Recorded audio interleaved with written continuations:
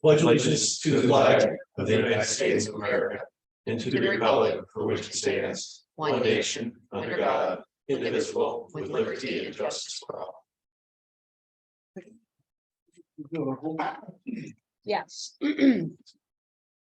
Right. We have Cassandra on Zoom. Here. Greg's here. Tom Tuzen, Here.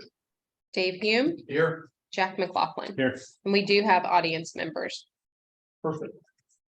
We'll start with public comments. So we usually do at workshops, we'll do public comments at the beginning and then at the end. So if anybody wants to make comments up front, just ask you to state your name and address up at the mic, and we can keep it around 3 minutes for us. Appreciate it.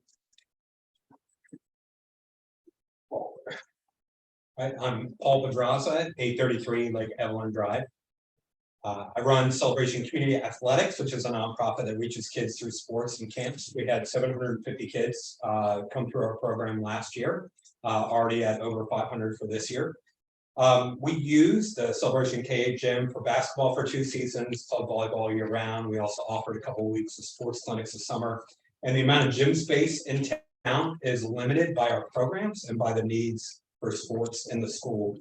And so having a dedicated community center, which is what I want to speak to today, would expand the number of programs for indoor court sports and for many other possibilities.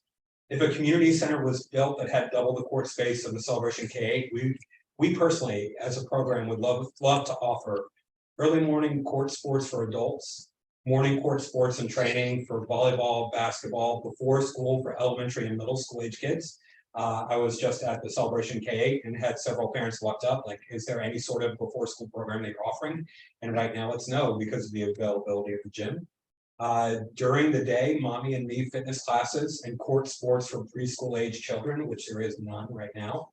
Homeschool physical education classes for families. When the high school day is done, we could offer intramural sports for the many students that will never participate on high school sports teams. So there are 1,800 kids in the Celebration K, 3,000 kids in the high school, and so most of them don't get a chance to play on their school teams. We can help create competitive cheer program. We can expand our current club volleyball program from 5 teams to many more. There's even somebody in town that approached me about doing Olympic handball. There can be adult court sports leagues in the evenings until late at night. There can be Friday night dances and events for kids and for families. And we could host AAU tournaments for basketball and volleyball. And so with that, I just encourage you guys to imagine the thousands of people from Celebration and even outside of our town that would use this community center, see it as a place of safety, a place to grow, and a place to build memories that last a lifetime. And that's the reason why we moved into this town, because we wanted a safe place for our kids to just go across the street, to play in the gym, and to have fun. Community center that would not only feature indoor courts, but spaces for dance classes, a hangout area for kids, spaces for parents to gather and sit and talk while their kids are playing the sport would be an incredible asset to our town. So thanks for even considering that option, and just know that if that option is available, there are programs in town that would come and fill it up. Thank you. Thank you. Thank you. Anybody else from me? Marco? Marco Messa, 603 Cup District. Thank you for having me. It's a pleasure to be here. Community center would be great for us if we already have that we can easily fill with 100 players, indoor soccer, futsal, kids, girls. We are really thinking about to build that. You can come with the soccer partners. We can. It's a dream that will come true. Thank you. Good. Thank you. Anybody else? Alec Ross, 952 Starling Drive. I'm the president for Celebration Little League. So, in complementary to CCA and the Orlando City soccer, we're also at a deficit for facilities. So, the baseball program has grown over the last 2 years. Coming out of COVID, we were 56 players. We were consistently 175 to 185 players, plus 4 teams for the Challenger League that plays on Saturdays, which is another 50 kids. Challenger team was invited this year to participate in an exhibition game before the state championship. So they did that a couple weeks ago, and they were recognized across the state. So our program continues to have opportunities to grow, but are limited with the facilities that we have. And in conjunction with that, the agreements with PROA and with the school cause some limitations with building as well. So as a community center is considered, right, how does that look from a baseball facility and complementing opportunity? Cool. Thanks. Thanks, Alec. Anybody else in the room? Brenda, do we have anybody online for public comments? We do have one member of the public and they have not raised their hand to speak. All right. Well, we'll get it kicked off here. So I'd asked to have this workshop, and I know there's been, we've had a couple, I think, more informal conversations and commentary and comments and so forth across several of our meetings over the past few months. So I thought it was important just to let's get a committed time to really kick this around as a board with the public as well, and figure out if this is something we do want to pursue. So I appreciate everybody taking the time to do that. We've been here, just take 30 seconds. We've been here for about 12 years now, and obviously watching our kids grow and the spaces that have been around town and what predominantly Crow has been able to provide through soccer fields out here, baseball fields, open park areas and all that has been great. I mean, that was certainly an attraction of what brought us to Celebration, just personally as residents since we've been here. We've certainly seen, as the community grows, the demands for different activities are growing, and even in the current spaces that we do have, can we continue to support, by we as a community, again, realizing a lot of this is Crow, historically, can we as a community continue to support those things? So a couple of years ago, when Crow took the time and went through the 2019 low study that I think most of the folks in the community are familiar with, personally, I thought it was a really well done work product. I mean, it really surveyed the community, got some good inputs, incorporated prior studies, discussions of master plans and all that other stuff from Crow's perspective. The one thing that I was disappointed as a resident looking back is the lack of engagement with CDD, and whether that was because Crow didn't think they were going to have a partner in CDD, or CDD just expressed they didn't have interest in that. Whatever the reason, really doesn't matter. But I think from my perspective, the reason I want to open up this discussion is because we've got, and I mentioned this in a workshop with Crow a few months ago, I think we certainly have a role to play here that traditionally we haven't. And I'd like to explore that a little bit among our board and sort of see the community's reaction to that as well. I know talking with staff, and particularly Dave, who in his day job works a lot with CDDs. The feeling I've gotten is we are atypical in that we are less involved than most CDDs normally would be for being involved with amenities and assets. That we're really, and it's not a bad thing, it's not a good thing, it's just where we've been as a community. We've really had a limited approach of just dealing with some of the basic infrastructure questions that the town has had. So I think as you look at something like a community center, where again Crow had come up and prior boards have come up with estimates, and again these are totally off the napkin numbers. You're talking $8, $10, $12 million for a building and parking and everything else. As I mentioned to Crow, I said it just comes to a question of funding and how quickly can they do that. And I think our ability to provide bonding for that as well, I think is certainly an asset that I would like our board to explore through this conversation. And whether we do this as a partnership with Crow, and some of the ideas I'll go through here, and again, these are just ideas that I've put on to sort of jumpstart some conversations, whether those are done in conjunction with Crow, or it's just, hey, it's kind of understood that this will be our lane and Crow pursues other lanes, a lot of the amenities and stuff we have. I'm fine with either of those, but I do want to make sure that, and Charles, I appreciate you being here. I want to make sure Crow is part of that conversation, because I want to make sure that it's not done in a vacuum, particularly that we haven't played here before. So I want to make sure that there is some of that coordination. So before I kick into the slides, I mean, just kind of around the table, anybody got any opening comments or thoughts? Well, one of the things I want to make sure when we talk about this is we're just talking about this. I think we're just throwing these things out and seeing what's possible. I do want to make sure that, when we talk about amenities, we are talking about amenities for all ages. It's not just for kids, it's not just for adults. There's a mixture of stuff. So there's got to be a balance. I also don't want to. you know, I've been here since 2002. And when they went ahead and passed, you know, Borough passed the plan to go ahead and say, okay, we'll have a fund and we'll build new amenities. We ended up with the soccer fields. That's about it. Right? And so at this rate, we will be looking at a whole bunch of different things that are just either left undone or continue to be left undone, because at one point, everything's gonna get built. I believe that at one point, everything's gonna get built. But every day we wait, it will get more expensive. And I was the example of the Catholic Church, because if they had built it all, they wouldn't be doubling the price of finishing the Catholic Church. That's reality in terms of how I'm saying. But I want to make sure that we do it in conjunction and get everyone's, you know, understand what the needs are and do it. It's not just one amenity or two amenities. It's kind of like, okay, what's the plan? And then set it up to where it would get done, as opposed to, and there's a new board comes in and then get done. New board comes in, doesn't get done, and it's like, and then nothing gets done.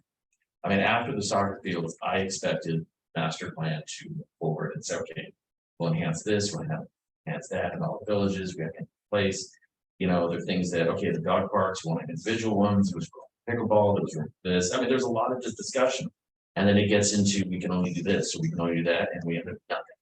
And I really think that we can do a lot in this community for people who plan to be here a very long time. So I want to make sure many of these are prepared.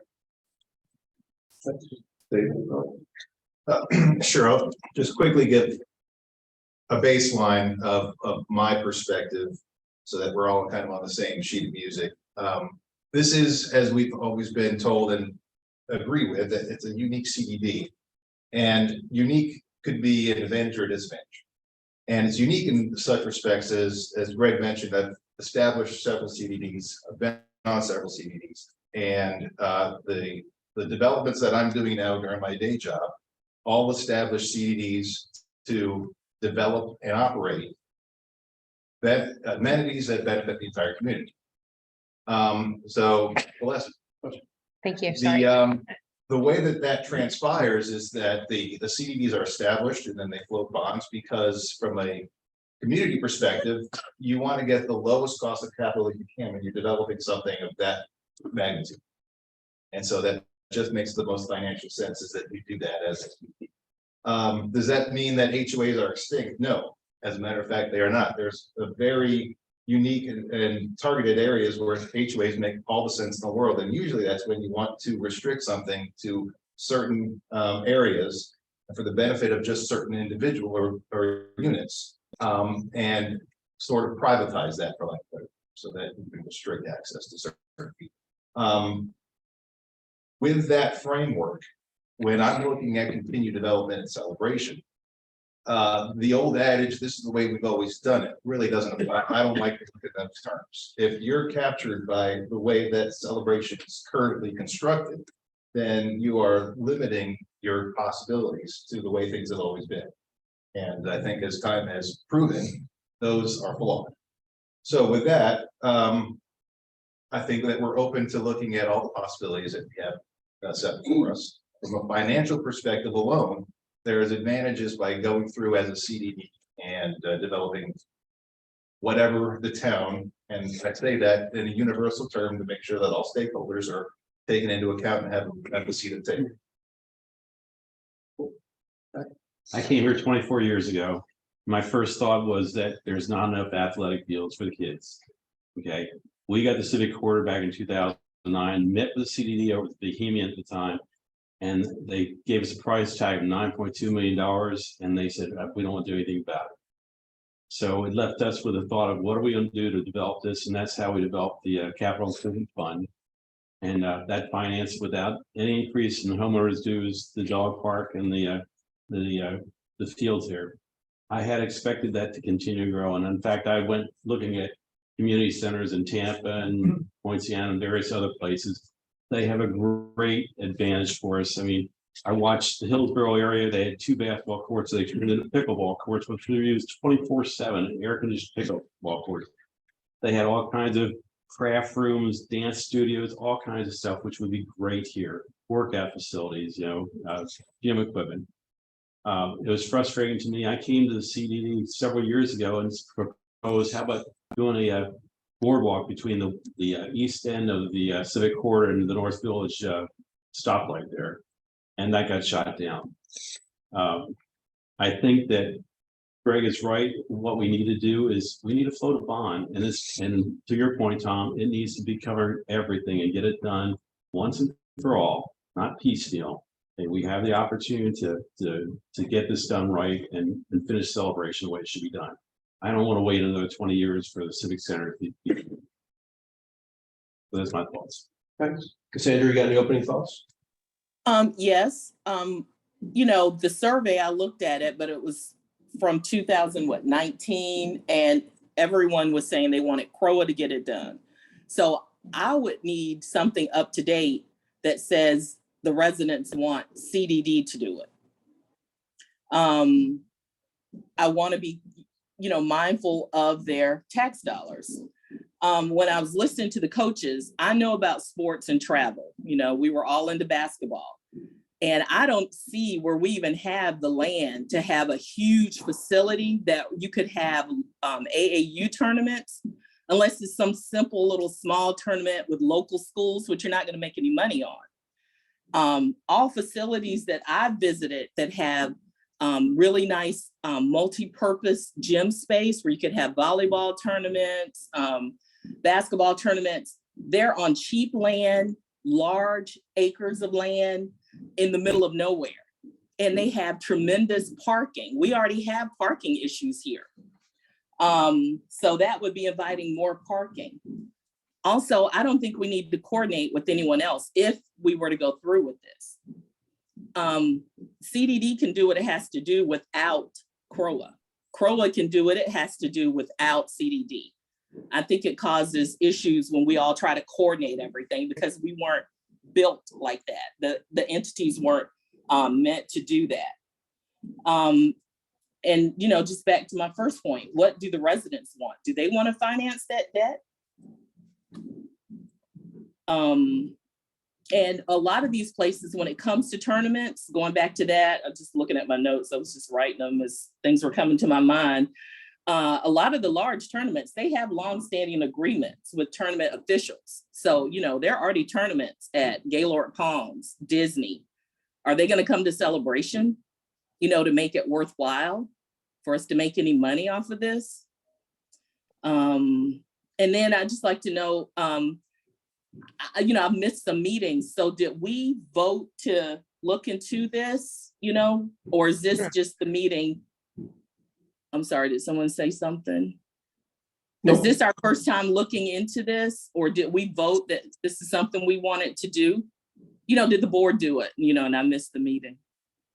No, there's been no vote on anything. There's been some discussions around it over the past couple months. We had conversation on it at our joint workshop toward the end a few months ago. I know it's come up in the past couple meetings, some of which I think you hadn't been at.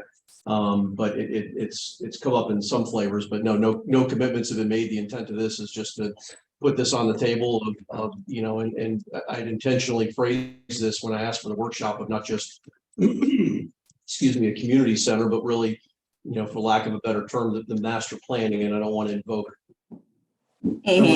the CROA piece of master plan. I'm talking about, and I agree with you 100%. If we decide to do this on our own, we can do it on our own.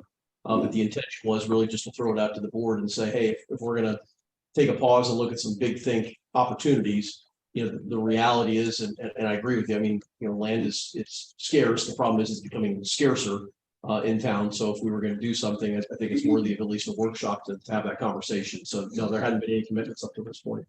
And, as far as a community center, I see it in the center of town. Somewhere the kids could easily bike to, walk to. When I look at the dog parks, where the CDD office is located, I consider that like the warehouse district of Celebration. I don't see putting us a community center there. I just don't know to do the things, especially what the coaches were saying. Where does that land come from and the parking, and how do we benefit from what we could afford to build, on the property that we have? with my knowledge of tournaments and sports, because I could see for basketball as an alternative, if we had land, maybe where the pickleball courts were going to go, or whatever, something over there, you know, near the office there, and put those large coverings over the courts. They're like tents, you know, that protects the players from, you know, the heat. And those have worked well. We've been places where, you know, training went on there, tournaments, you know, things like that. We have alternatives, you know, for better, you know, basketball courts, or turn them into multi-sport courts than having a huge building where you could, you know, if you're especially talking about bringing in tournaments. I don't see where we have that space at all. And I don't see residents really liking, you know, that with all the traffic. And it is a hassle, because I've lived in Celebration since 2003, and we've had a child totally into basketball, and the lengths, you know, the places we had to drive, you know, for trainers, which, you know, training, for tournaments, for practices, for teams. We don't have those kind of facilities, like the facility in Maitland, where the Magic, the RDV, I think that's what it's called. Like, those are huge facilities. Where would we put anything like that? So, Okay. yeah. And the main thing, what do the residents want?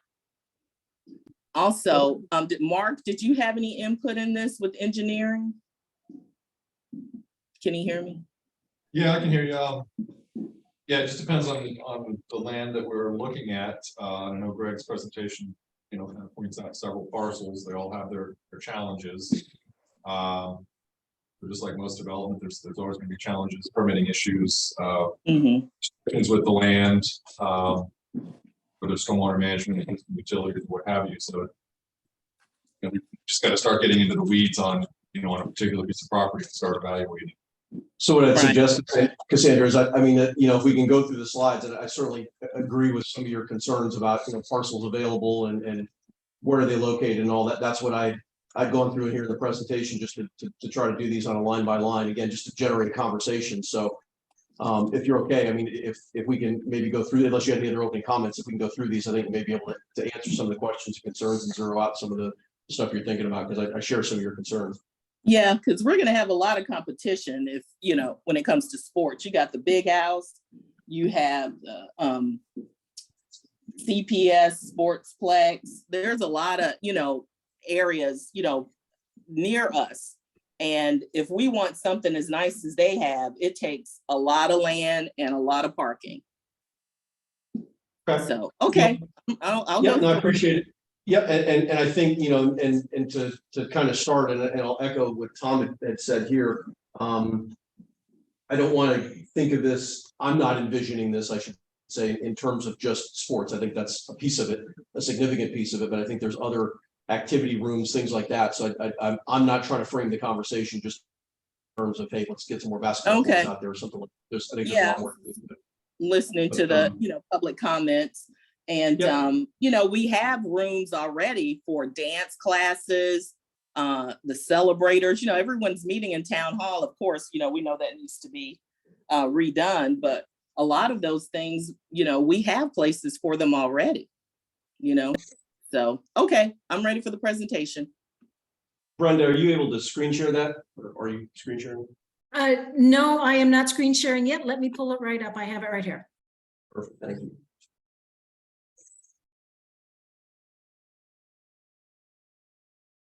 So what I did is she's bringing this up again. And again, folks, this is to catalyze a conversation. So, you know, if we make a left turn and go somewhere else, that's what the point of the conversation is. Let's just go through it and kind of use as a basis for starting. So if you can go to slide 2 for me. Okay, so just again, kind of outlining the agenda here, you know, breaking it down into sort of your who, what, when, where, why, you know, what objectives we're looking to get out of this and what the conversation should start with. So if you can go to the next slide, start with the what and the why, really looking at, as Cassandra mentioned, I think a few other folks, you know, kind of the requirements piece of this, you know, what would be driving this? Where have we gotten feedback from the community? When I say we, not just CDD, but the community has provided feedback, albeit again, most through CROA, just because they traditionally held a lot of the Parks and Rec responsibilities. But I don't personally, I don't know why that changes, right? I mean, we all share the same constituency basis, so that the needs are still being expressed by the same residents. So if you go to slide 4, community inputs in previous studies. So again, really CROA having led this, you know, I look back over the past 3 major iterations that this had done. There was a 2010, a 2013 master plan update, and then a 2019. What I found looking through those, and again, I think a lot of the folks that have been involved in those will tell you, there's a lot of consistent themes of what people had been asking for through those studies. Many of those have been addressed by CROA. So over time, several of those things dropped off. One of the major ones, and why I focus on a community center, is because that was the one, even going back to 2010, there was that thread that just kept growing and growing, that whether it was explicitly said, hey, a community center is of interest, or other things that could be led into a community center, all really bubbled up towards the top of the study. I focused in the presentation on the 2019, the low study, A, because it was independent, B, it's the most recent, and C, it was the most comprehensive. So I really took that one from what they had done. And I went through some notes here. I mean, it was a year-long study with 770 responses, 19 different partner programs involved. And again, I really applaud CROA. I think I think it took a better part of 6 months, 8 months in order for them to get to that. So I think there's some good data there that becomes actionable for anybody who wants to pick that up and take it. On the next slide here, and these clips of the graphs that I have in here directly from the study. So anybody who has a copy of that and included it in the work packet, I took out some of the salient points.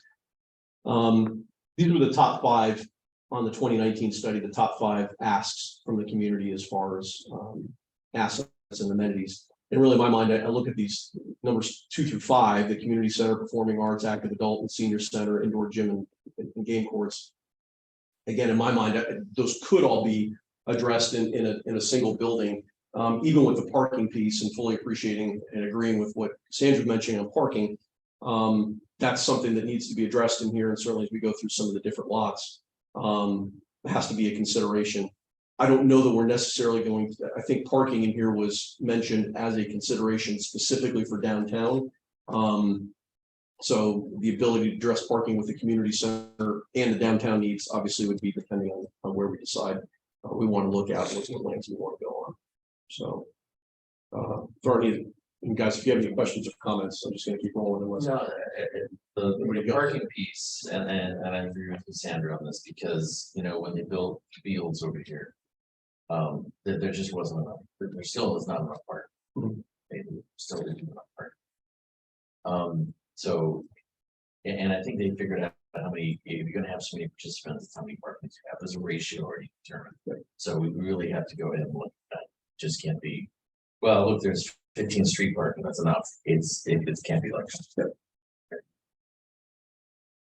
All right, so on the next slide, this was again from the low study asking, what's the preference on how quickly some of these amenities get implemented. And again, this actually went with the top 10 in there. And again, if you look at those top 5 ones, all of them were desired fairly immediately. Now, obviously, that always needs to get balanced out with costs. We can what we want, and we need to be able to pay for it and realize what the expectation is there. But the percentages here of either fairly immediately or short term, the prioritization from the community, go anywhere from 90% down to 76%. So even on the low end, on those top 5, you still got 3 out of 4 residents in town are asking for a pretty high prioritization of these things. In the definition here of 1 to 3 years, which, if this were aggressively pursued, probably could be done within 2 to 3 years. I think it's going to take some time in engineering, but I think it's possible to get it done within that time. Next slide. To somebody had brought up the comment before, hey, is the community willing to pay for this? Again, just based on what the low study said here, over 3/4 of residents, agreed or strongly agreed that they were willing to recognize they need to pay for what they want. And again, I'm highly sensitive, especially in inflationary costs, and everybody's got standard budgets we have to deal with as well. to what end do we look to do these things, particularly as bigger it gets, the more you're going to spend. So obviously, that needs to get balanced out. But there was a driving response here. I mean, only less than 10%, less than 8% said that, hey, we wouldn't want to spend money on anything new here. So as a data point, it seems that the community is willing to commit if they understand what the project is and it meets what we're looking for. Excuse me one sec. Sure. So this was for CROA, and we know, I don't understand how CROA's exactly organized and where all their money comes from, but I know they have different pots of money. So it's not all coming from assessments, to do things. And I think the residents, we need to ask them, okay, you're willing to pay for it, but are you willing to pay for it with debt? Those are two different things to me. Absolutely, and 100%. This was a CROA initiated study that, to my knowledge, CDD did not have a hand in at all. So there's definitely needs to be looked at through the lenses of different approach. The way I see the question asked, are they willing to, yes, I understand that CROA is the capital funds for amenities are done through home sales. But there's still dollars being spent. It's not like it's free money that's just coming from anywhere. I mean, it's still a commitment of resources. So I look at it through the idea of it's still wisely spending dollars. The next slide here talks about the rationale for the need of new facilities, and this graph gets a little busy. Really looking at the second column here, and the question that came out was, why are you as residents going to outside facilities outside of Celebration to meet your parks and rec needs? And 4 of the 5 columns, the first one and then the last 3, resoundingly we're saying no, that these aren't the reasons why we're leaving. They're, because these other things are closer, the facilities are better operated, they're better quality, or I like variety. The overwhelming positive reason or affirmative reason why they said they were not using facilities in Celebration and having to go elsewhere is because these were not available in Celebration. These were facilities that simply didn't exist. Whether you're talking any of the indoor sports courts or even looking at some of the I'll say passive activity rooms for some bigger spaces, dance halls, things like that. Overwhelmingly, that was the response was it's simply stuff not offered within Celebration.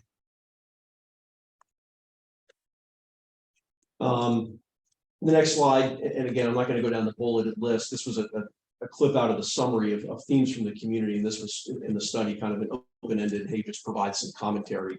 And the researchers sort of, I think, as I understand it, grouped some of the comments together. The ones I highlighted in here are all ones that, as I look at it, are ones that, again, tie directly back to the concept of a community center. Whether it's would like to see every resident Celebration offering access to facilities that are air conditioned, offering meeting space, support of cultural and social needs of Celebration. Another one is a community center large enough for lifelong learning classes and large group meetings, an accessible senior center with meeting, parking, eating, and food preparation facilities and Wi-Fi. Again, are we going to tackle all these things? I don't know that we get into eating and food preparation, but he's talking senior center. Perhaps we can look at some elements there. As Jack mentioned before, a safe place for teens to hang out in a monitored setting. So again, without going through all these, the highlighted ones are about 2/3 of these all lend themselves to the concept of doing a centralized center. And then the last slide here in this section is going on the prior studies, and this was the low study in 2019, looking back at the 2010 and 2013 inputs. This goes back to my earlier comment that the top ranked items from previous studies were largely addressed. Dog park, expansion of some of the courts and fields. Obviously, the fields down here at the end of the Civic Corridor addressed a lot of that. More park amenities, benches, water fountains, things like that were addressed.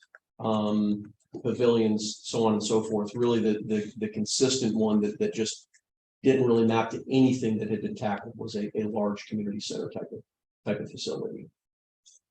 So before I jump out of this section, go into the next one, any questions? I think Paul's a lot to digest here. I think from my perspective, again, as a starting point, and however we want to approach how we survey the community, it's fine. But I absolutely believe there's a lot of value in taking what Crow has done. There's a lot of analogies to what we might execute versus what they might execute. A community center is a community center. The difference in how the funding comes about absolutely is a different piece. But as far as just the base requirements themselves, I think there's a lot of validity to look into. Yeah, the questions I have is on usage. And that was the same thing when we talked about local bonding, but its usage, where most of it would be residents only. There would have to be additional fees if anyone was gonna go ahead. Come from the outside, and Jan, I think you mentioned something like that would be, coverage of whatever. We would set up a fee schedule, so someone that's not paying CDD assessments would certainly pay more to equalize the assessments. I think we talked about like maintenance and what the. Tom, I think you need to expand that more because one of the fears that's been spread by various people is that we would have to open up to the outside and they would use our facilities, and it's not true. That's not true. Okay, we would be able to. It's technically- That is true. It has to be open to the public, It's but true, we can but you can charge create a fees. fee yes. that's so large, they don't want to use it. Well, it has to be a fee Reasonable. that's equivalent and reasonable to what the residents. So an pay. annual assessment.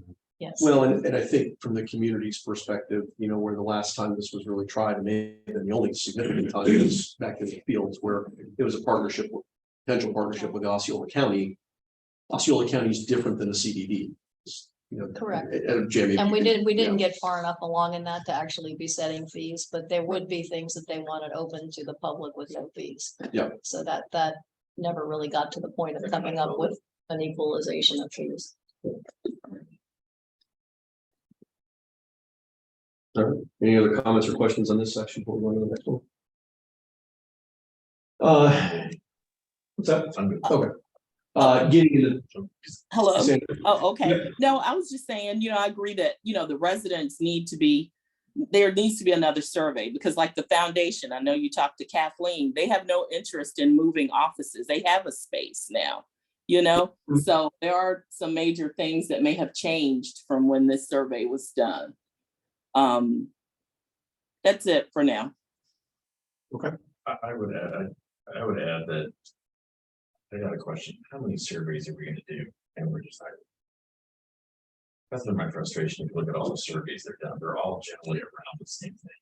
You can plug and play certain things out of it. But, like, there's certain things you can move in and out of things. But they're all generally the same. Well, that was why I brought up the prior studies on this last slide, slide 10. The consistency of the messaging. If the load study in 2019 was the only one that had been done, and hey, it said it wanted these things, that'd be one thing. But you've got a decade of studies that went back and the consistent theme going through those of something that has not been realized. So for me, I'm not saying I'm ready to jump into this head first right now. Right. But I'm also not thinking we're starting from zero. I think there's a strong backbone here that we're working with. And hey, if we're looking to revalidate some of the commentary and provide some of these meetings and workshops to the community, hey guys, we don't need to go out and do a full 6-month independent. I think they paid like $60,000 or $70,000 to do this. Maybe we don't need to go that far. Is it, hey, we start with the baseline and here's what we're presenting. Here's the ideas of what we can tackle in the community center.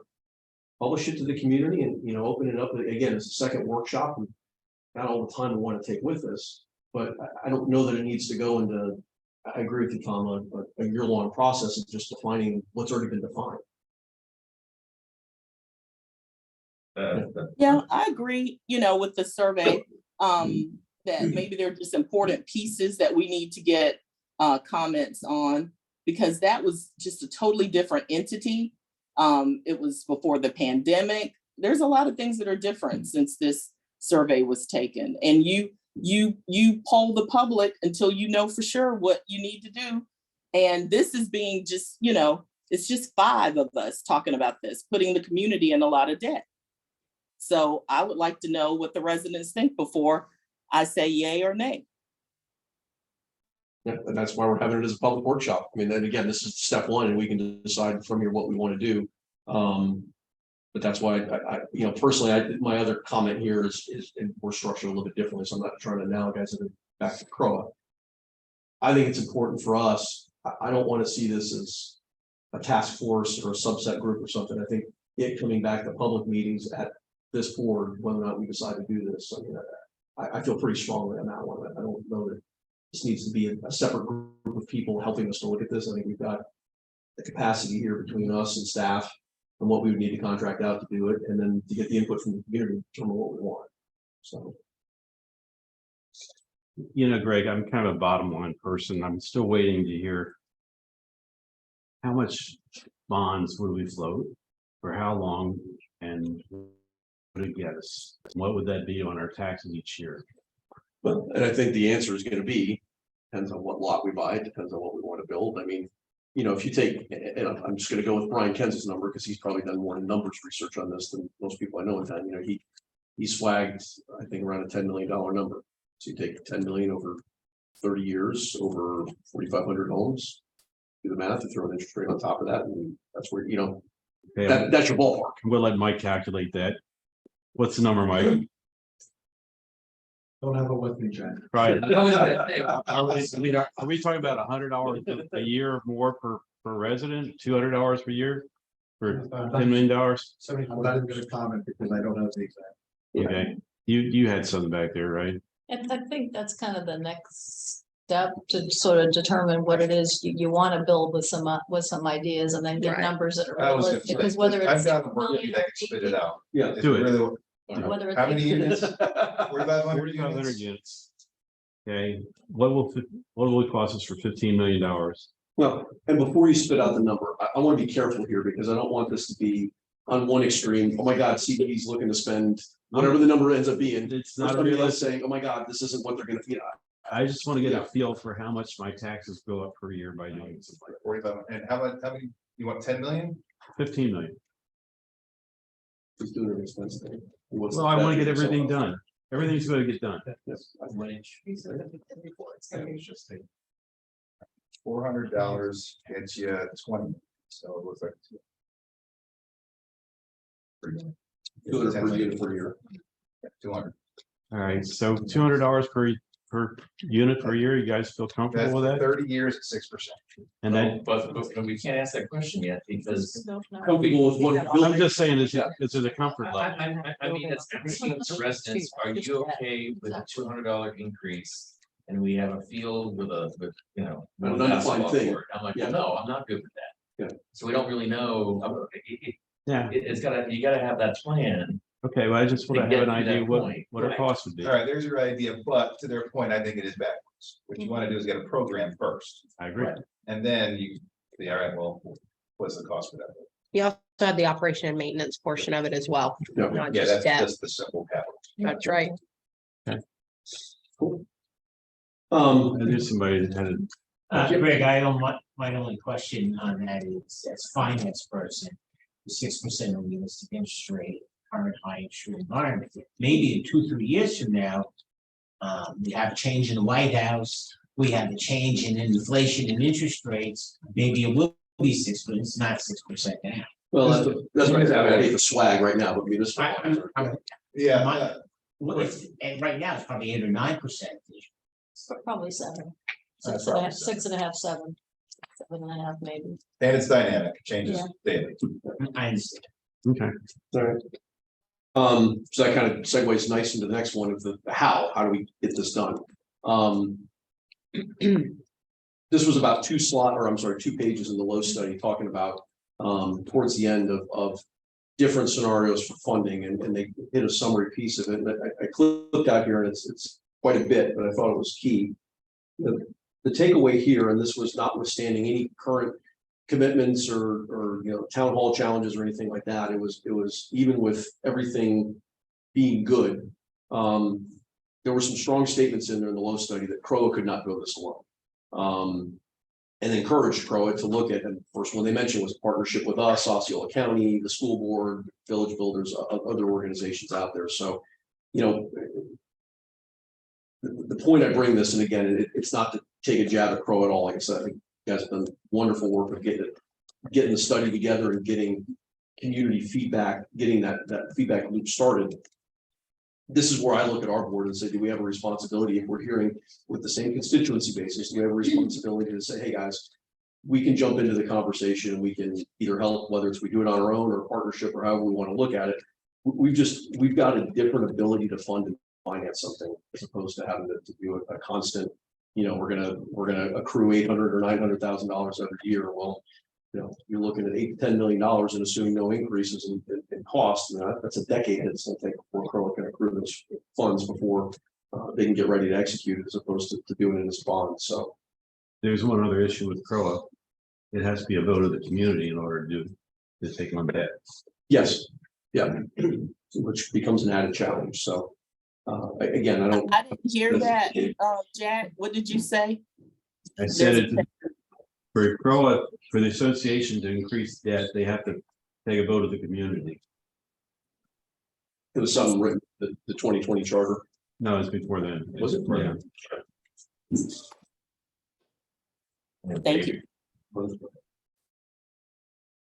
The next slide, slide 13. I just took some clips out of Florida 190.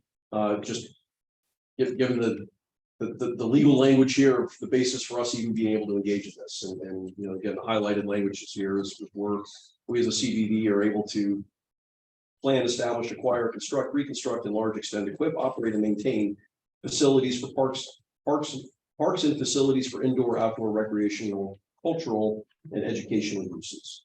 And separately on the bond language from 190.11, we do obviously have the authority to borrow money, issue bonds to do the business of the district. So, and this is something we've obviously talked with Dan in prior meetings, that I think this falls well within the scope of what the law contemplates we can do if we choose to do it. I think that's the next slide. Yeah, behind Brenda's there. got one, yeah. There you go. And I will double check that the ordinance, the state statute gives automatic powers. I'll double check the county ordinance has that, but I'm fairly sure it does. If not, it's a very simple. And I did have that question as to whether or not we actually need to approach Osceola County on it. I think we have it already, but if not, we can double. It's a simple change. We have it, but I'm 99% certain we have it. We're there. Okay. And the next slide, what's been done in celebration, what else is done, or what's done elsewhere today, slide 14. There we go. Again, not to beat a horse here, Crow has traditionally led this. We've taken a limited role. I know in the roadway development for the civic corridor, we had a piece of that. Other communities and Angel or Dave or Jan particularly, because you guys are involved in other communities. You want to talk a little bit about, again, just so that everybody's on the page of what other communities do. Is this wildly out of the realm? Is this stuff that communities do regularly or CDDs do regularly? Can we maybe talk about that a little bit? I mean, I'll tell you that CDDs finance all the infrastructure to include amenity complexes, and those can be pools and clubhouses, dog parks, lawns, lawn vents, all that kind of thing. And it is a simple bond issue that goes out and then finances those upfront. Yeah, and it depends on the CDD. There's many that just do infrastructure and roads, and that's it. There are some that do, ballrooms, grand facilities, others that don't, and just have a small facility. Sometimes the HOA runs it. It's just dependent on the nature of the community. What is the best, and the developer, how they want it run. By way of example, on one end of the spectrum, you have the villages. I'll go into the details of that, but they have a very robust CDD system. And then there's on the other side of things, some little CDDs here, which I'm sure you guys are probably part of, where they just have a simple roadway with streetlights. And maybe a sign. I'll also offer up Solavita. I went down there and was talking with those people down there, and they've got some beautiful facilities, workout facilities and buildings and stuff. Those are all HOA. Well, I asked them who did the development, and they said the CDD did it for us. The HOA owns the facilities. Yeah, they may have ran it through the CDD for the tax break. And then turn But it over. they tried to have the CDD acquire them all and it failed. Mm. But those are all private at this point. The CDD just does infrastructure down there. Arlington. Arlington, Everything. they own everything. The district owns everything out there from their pools to, It's not even funny. yeah, they have, Blew me away. I went there one time. their pools, a ballroom, a bar, a restaurant, a coffee shop, a theater, bagel shop, And there's hybrids, like Reunion's a Yeah. hybrid, some things are private. HOA and The CDD. CDD does have, you know, ballroom space, some open parks, a couple things, and the pools are half and half, just depending on the structure of the actual neighborhoods. Okay. So there's, it's easy to structure just depending on what it is you want to do. Right. Any other questions or comments on the how and the financing and the legal piece of that from anybody on the board? Cassandra, any comments here? Or questions? No, I was just thinking, I really need to know, do the residents want the CDD to take over all this and finance it with debt? That's like my main question. Because the CROA can do it without debt, I guess, part of it. Like I said, I don't understand everything and all the, that CROA, all the money that it has, the different pots, but somebody mentioned home sales, but the only way we can finance is through debt. Correct. We would, what I'm proposing here is looking at it as a bond. It would really be the most logical way to do it. We could get into CROA's piece of it, but I'd say the end result is, and again, I'm not blaming anybody for it. They've been talking about a community center now for at least 13 years of studies, and it hasn't bubbled up to even being on the roadmap, I think, for something that can be done just because of the pace at which they accrue those funds. So. And a quick bit of background also on the question, why does the CDD get a tax break? And the mechanism there is that the bonds, the payment of the principal interest of these bonds are feed through, like we all see in our tax bills. Well, if you look at your tax bill, you will see a line item that says CDD. So the income stream to pay for debt that comes from tax rolls is a whole lot more reliable than HOAs trying desperately every quarter to plead with people to pay benefit. So that's why you get a little break on that. It's a lot more stable structure than an HOA trying to finance anything. All right. So getting into slide 15, and this is definitely the longest section. I went through and took really what I saw was all the open lots in town that could even be close to size and need for any sort of building here. Again, Cassandra, what you were mentioning before, just do we have space for a decent sized building and parking? So there's a limited number of these, and I went through them, and I won't, we can go as fast or slow through this as we want to. I think my hope out of this is if we can get sort of a sense of, hey, which ones would make sense, and somebody mentioned before, as far as location, being kind of in the downtown area that and bike or walk to, that's certainly an important one, and we'll zero out some of these options on here. So my intent was really just to go through, I think, what some of the available ones are and see if anything rises to the top for us. So can I get a clarification when you say what's available? Are you just saying that's where it is because we don't own it, somebody else owns it? None of these are ones that we own. Okay, so I just wanted, when you say available, I just wanted to. Undeveloped. Undeveloped. Correct. Yeah. Thank you. Unfortunately, everything we have in town, and I've actually spent several hours looking through it to validate what Angel and Mark already told. We don't have a single thing in town that isn't woods or conservation or wetland or whatever. That was intentional. Again, all the development intent was CROA got the active usable land. So anything we'd be talking about here there would absolutely be an acquisition cost for land. So I went through on slide 16, just some of the key constraints, needs, and attributes. And again, these are my ideas, so they're certainly not beholden to this list, but this is what I use to kind of define, what I put as positives and negatives. Land acquisition cost has to be reasonable. Sufficient acreage for a large floor plan, as well as parking. That's a big constraint. That narrowed it down to just about the 7 or 8 options that I listed in here. Land development, even if there is a sufficient acreage, 1 or 2 of the options I put in here is listed as submerged land. So concerns there with being cost prohibitive. I do get a little bit into the zoning piece. Clearly, we can have conversations with the county, and TCC would have to be involved in rezoning, but I looked for things that were already in in the Celebration PUD for being zoned for commercial and community use. Certainly the parking comment before for both cars and NEVs. And Cassandra, to your point before, the location. I agree with you that, I think what we need to pick has got to be something that kids and adults and seniors and everybody else can, if they want to bike or walk to it.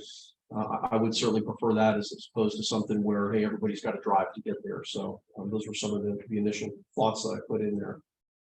Does anybody else have any other big key constraints or drivers on here they'd like to add to the list, or things on here that don't make sense? Slide 17 is a cut from the celebration development documents. So this is what's on file with Osceola County and the intent from the developer.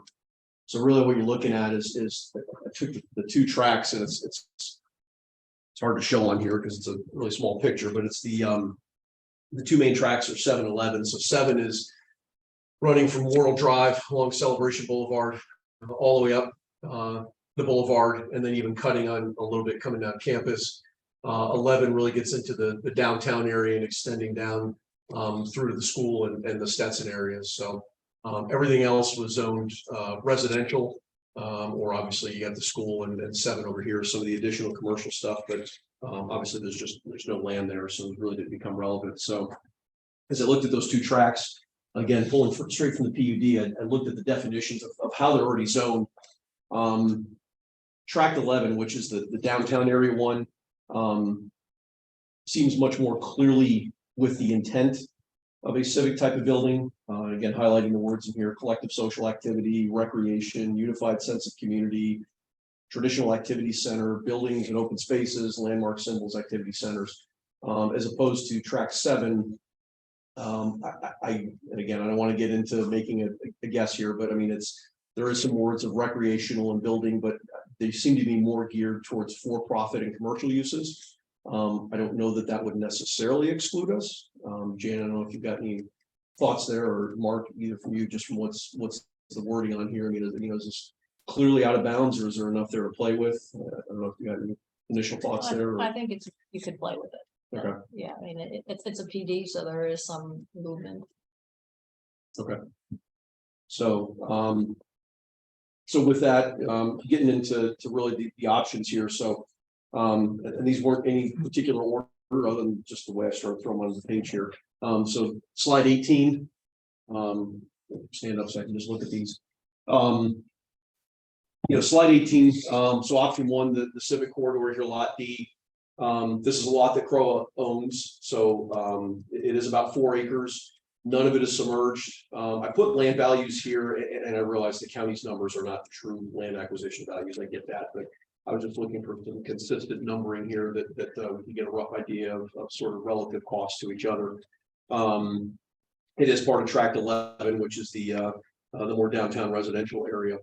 The advantages, clearly in my mind, it integrates with the idea of a civic corridor, especially being out here, that there is an advantage to being isolated from the community, because it's not in anybody's particular backyard, but obviously that's a disadvantage from an access perspective as well. And certainly, any active areas that we might put into a community center, indoor courts and things, certainly align with what's out here. But I think the flip side of that is certainly any more passive activities, community rooms and all that, don't really fit with what's out here today of outdoor sports and things like that. It is, I think, of ample size, and it's all largely developable. And certainly, again, if there was whether it was a partnership with Croa or just a straight sale or whatever else, that would be an advantage. At least we're dealing with a known community partner here, as opposed to trying to buy it from just a commercial interest. The disadvantages I mentioned before, it's the walking and the biking. I don't like that out here. My personal opinion, I'd like to see something a little bit closer to where residents can more easily access it. It obviously is the last large lot out here. I know it's been pretty widely discussed over the past several months here. So if Croa has some other intents for it, for some outdoor activity areas, that's something I know they'd want to hold on to. And honestly, not knowing whether or not Crow would even want to partner or sell on that. You know, that's something we had broached initially, but I'm not sure where their head would be at if we approached them on this. So, this one to me is kind of a medium temperature one. I'm not jumping up and down about Lot D, but I think it is an option because it is so easily developable is I think one of the key pieces here. It's one of the larger areas that doesn't have any wetland considerations or anything else. We want to do kind of comments one by one as we're going through these. Jack, Keep going. okay. The next one, really, these are three separate parcels within option 2. So this is, if anybody's tracking what they're called Lot F. So if you go beyond the soccer fields, there's a wooded area that goes all the way from the last field, and then it butts up against the traffic light at North Village at Celebration Avenue. So really, these three here are all the same commentary. So it's 3 separate plots. Again, Crow owns all 3 of these. The advantages, obviously, it does comport with, again, kind of the idea of a civic corridor. The biggest challenge here is over half of it is submerged area. I think clearly any use of this land is going to have to be, an engineering study to tell us realistically what we could or couldn't do. I'm fearful there's going to be some significant costs. I did look at the deed restriction, and I'm a little confused because I hear all sorts of comments about how this was supposed to be an iconic town hall building. And what I read in the deed restriction specifically excludes putting a building out there. So, or it says it wasn't intended for there. So, and I think just based on the wetland considerations, that's certainly an issue. So, the third one, option 2C, is actually a lot that is owned by Reedy Creek. So this was, as I understand, it was supposed to be a, if you go, yeah, if you go 2 more, Brenda. So this one's Croa. This one's also Croa. This is really more their pond. And then if you can go 1 more. Yeah, this one here is Reedy Creek District owns this, or the Central Tourism District now.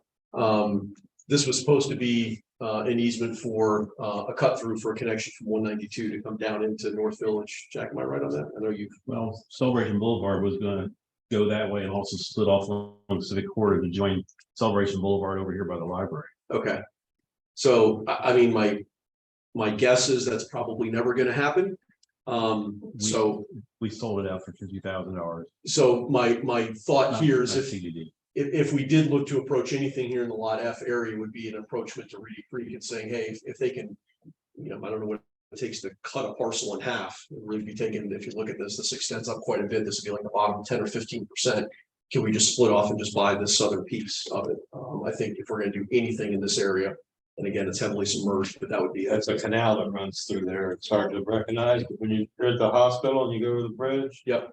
That's that right there. Well, if you go to if you can flip to into the behind that big lake right there on the right. So Brenda, if you can go 1 more slide and exactly it's just it's covered by trees. You can't really tell it's down there. Yeah, I think it's part of the whole drainage system, Yeah, that whole it route that is. comes down there. Well, and that's where, so this takes, and again, this is from county GIS. I took sort of all 3 of these lots together. It maps out at about 9¼ acres, but you can see at least 50% of this is all wetland on the west edge of it. So really the usable drier space is over here. Now, again, we're talking for building wetland stuff, and it's not marked conservation, it's just marked submerged land. So that would obviously, I think, be problematic for a building. Yeah, this was the deed restriction language. Property shall be used in perpetuity solely as recreational sports fields. And doesn't contemplate buildings. So I want to put a pin in this one though, going back when we get later down the road. This one may come important, but I think for a building, I think this one's pretty prohibitive. Yeah. At one time, there was a church that was going to put a building there. And they were going to put a bridge across that canal, use that for parking over there. And just so you know, Greg, you look at the surveys and plats for that wooded area, there are flowage easements for Reedy Creek and conservation easements with water management. I didn't see conservation ones. I did see some. They may not show up on the county Okay. website. But it is on- it does. They'd be official record, which those were recorded in. It's very difficult to do. Oh, yeah, there's a, been that show the property appraiser, but really you just want to focus on the upland area. Okay. Any questions on this one or other comments? So option 3, this gets out to some of the open lots that are on the boulevard. So this one, so again, this is kind of a 2-part. So there's this lot right here, and then the one right next to it. The problem with the 2 lots is, as you can see on the southern edge of this one, there's a tree line here, which is a conservation area, and the same thing on the northern side of this one. So I think really the only way to make this a usable solution is buying both lots. You're just not going to get enough space without 2 of it. As you see here on this top one, about 6 2/3 acres, of which over half of it is the submerged area here on the north end, and it's roughly the same percentage here in the last one. You know, the one that raises an eyebrow for me is these 2 lots were purchased. I don't remember what the year was, but the 2 lots together were 12.5 million just for the cost of the land, and that was several years ago prior to COVID and prices spiking. So, you know, my advantage here clearly, I mean, if we were to do the 2 lots and pin them together, it's virgin land. There's nothing out there. Again, from the NIMBY perspective of, hey, it's not anybody's backyard. That's great. I do have, and not only this one, but anything on the boulevard. I mean, certainly safety concerns with any kids trying to take bikes or people walking out there would certainly have to be a consideration. Yeah, the biggest one with this one though is just the cost. Pretty prohibitive. If you can flip to the next one, this is the second lot of the same thing. Again, you got about 8 acres total, of which just under half of that is the submerged area. So if you piece together the 2, I think you've got about 4.5 acres, if I remember right, of developable area between the 2 lots. The next one, this is right next to, remind me where we're at here. This is right next to Turner Drugs, I believe. That looks like the storage facility. Yes, yeah, I'm sorry, the storage facility, yep. So yeah, actually a piece of this was, I guess this was all part of one lot, and then when the storage facility built here, they just separated out and this is the remaining piece. Again, I mean, this one is advantageous. It's a nice square lot, doesn't have any submerged area, any concern there. Obviously, again, the cost, I did not find a last sale price for that one, just because it was split off as its own independent lot. But you take an acre for acre use here, 2.5 acres. I mean, you're looking at, compared to what we saw on the slides before, you know, you're in the mid-single digits just for the cost of the land itself. And this last one on the boulevard, this is right at the corner of World Drive and Celebration Boulevard. This is next to the 7-Eleven. This one gets a little small. It's rectangular, so it's long, so it does make it prohibitive, especially at only 1 3/4 acres.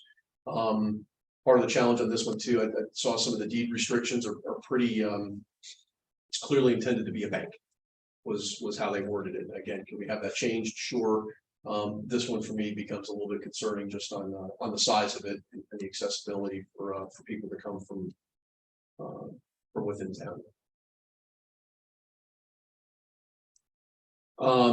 The next one, and I hate to say I put this one on here because it's been considered, but I think this one's probably the lowest as far as the options for us, is the Stetson building. The price is very prohibitive.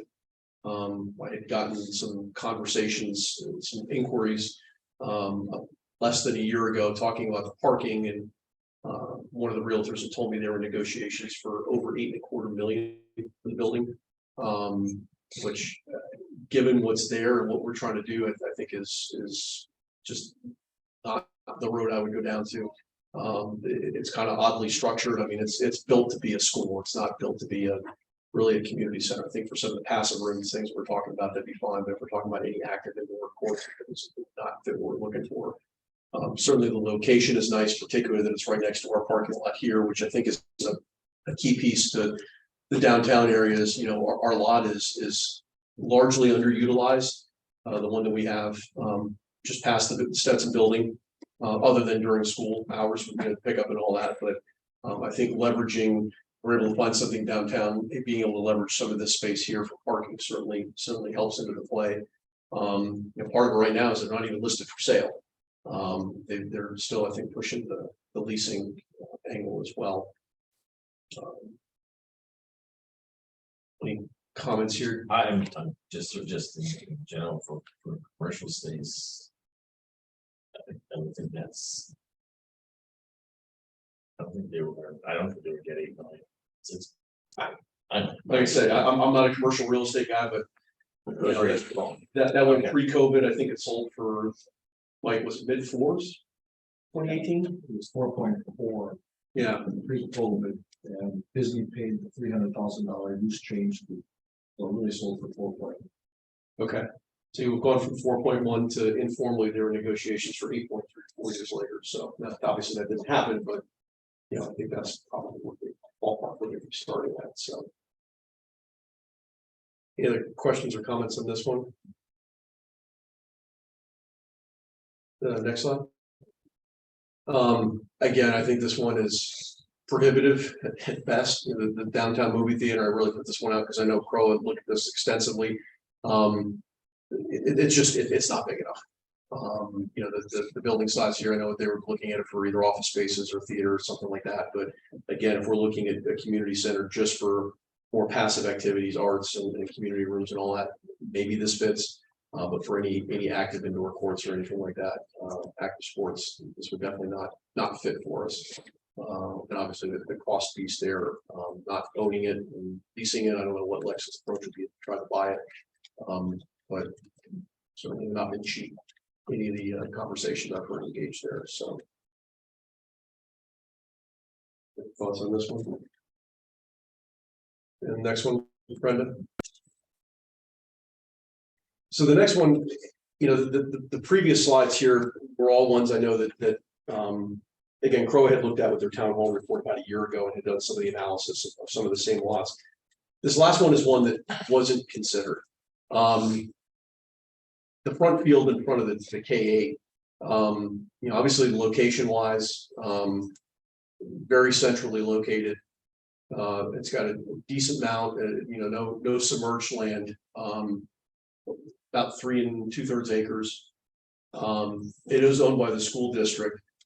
I've had some very informal, hey, what would you think if conversations with the district?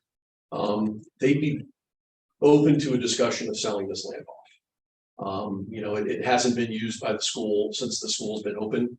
It's always been a baseball field that's just been in a partnership with CROA. But the school really doesn't have use for this land, and they've said, particularly that they're just finishing up the project just north of here, above of doing a track and field. Because they're doing that and they're not going to do any school expansion out there.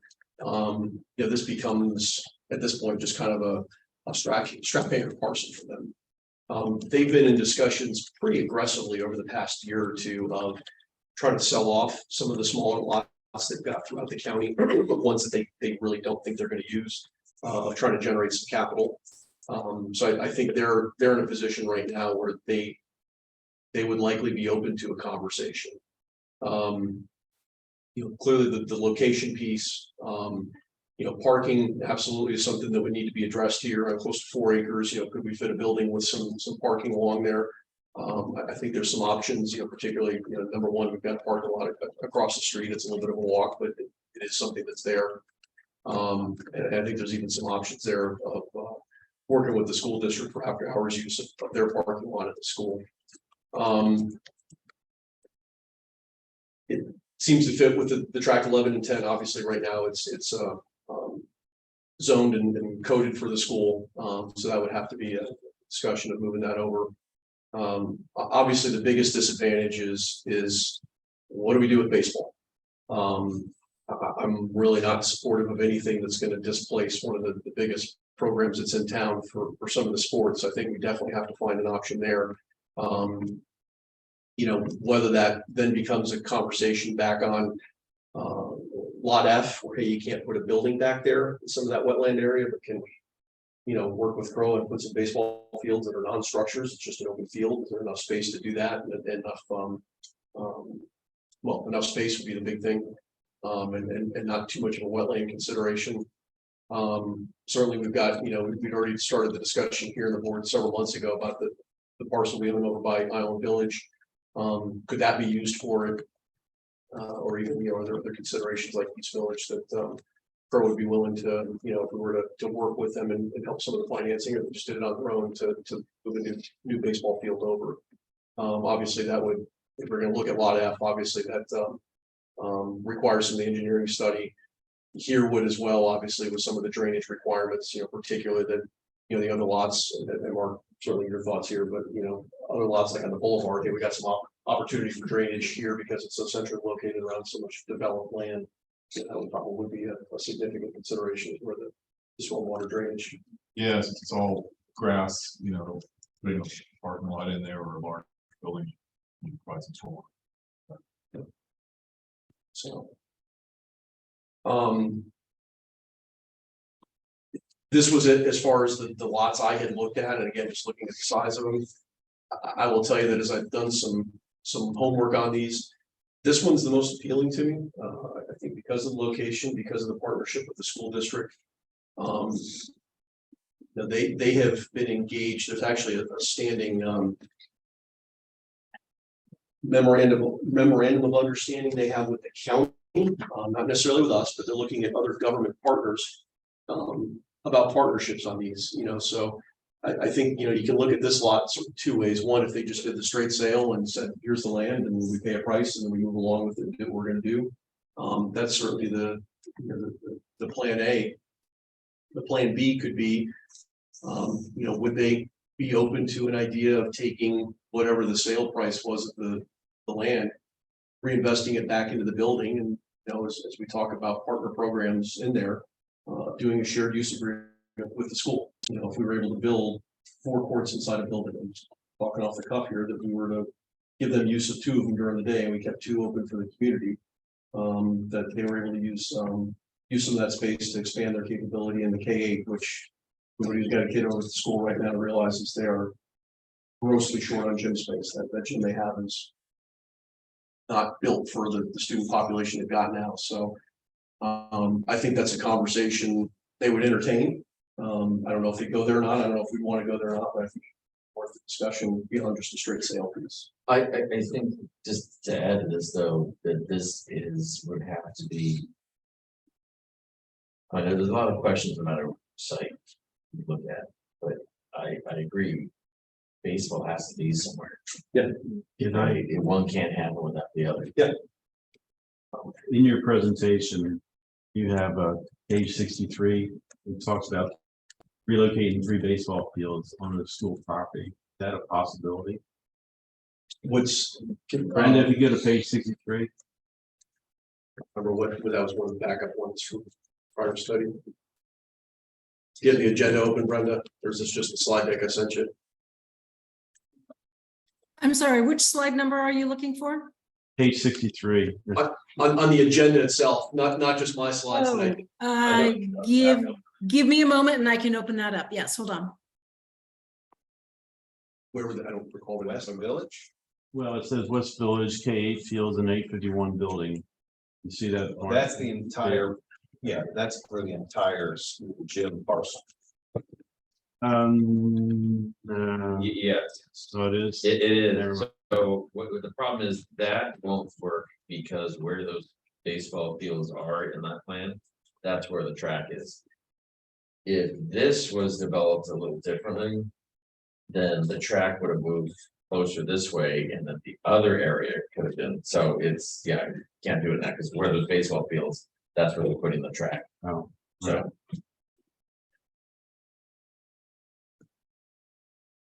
Do we need to go to 63 or No. Okay, back to the slides. Sorry, Brenda.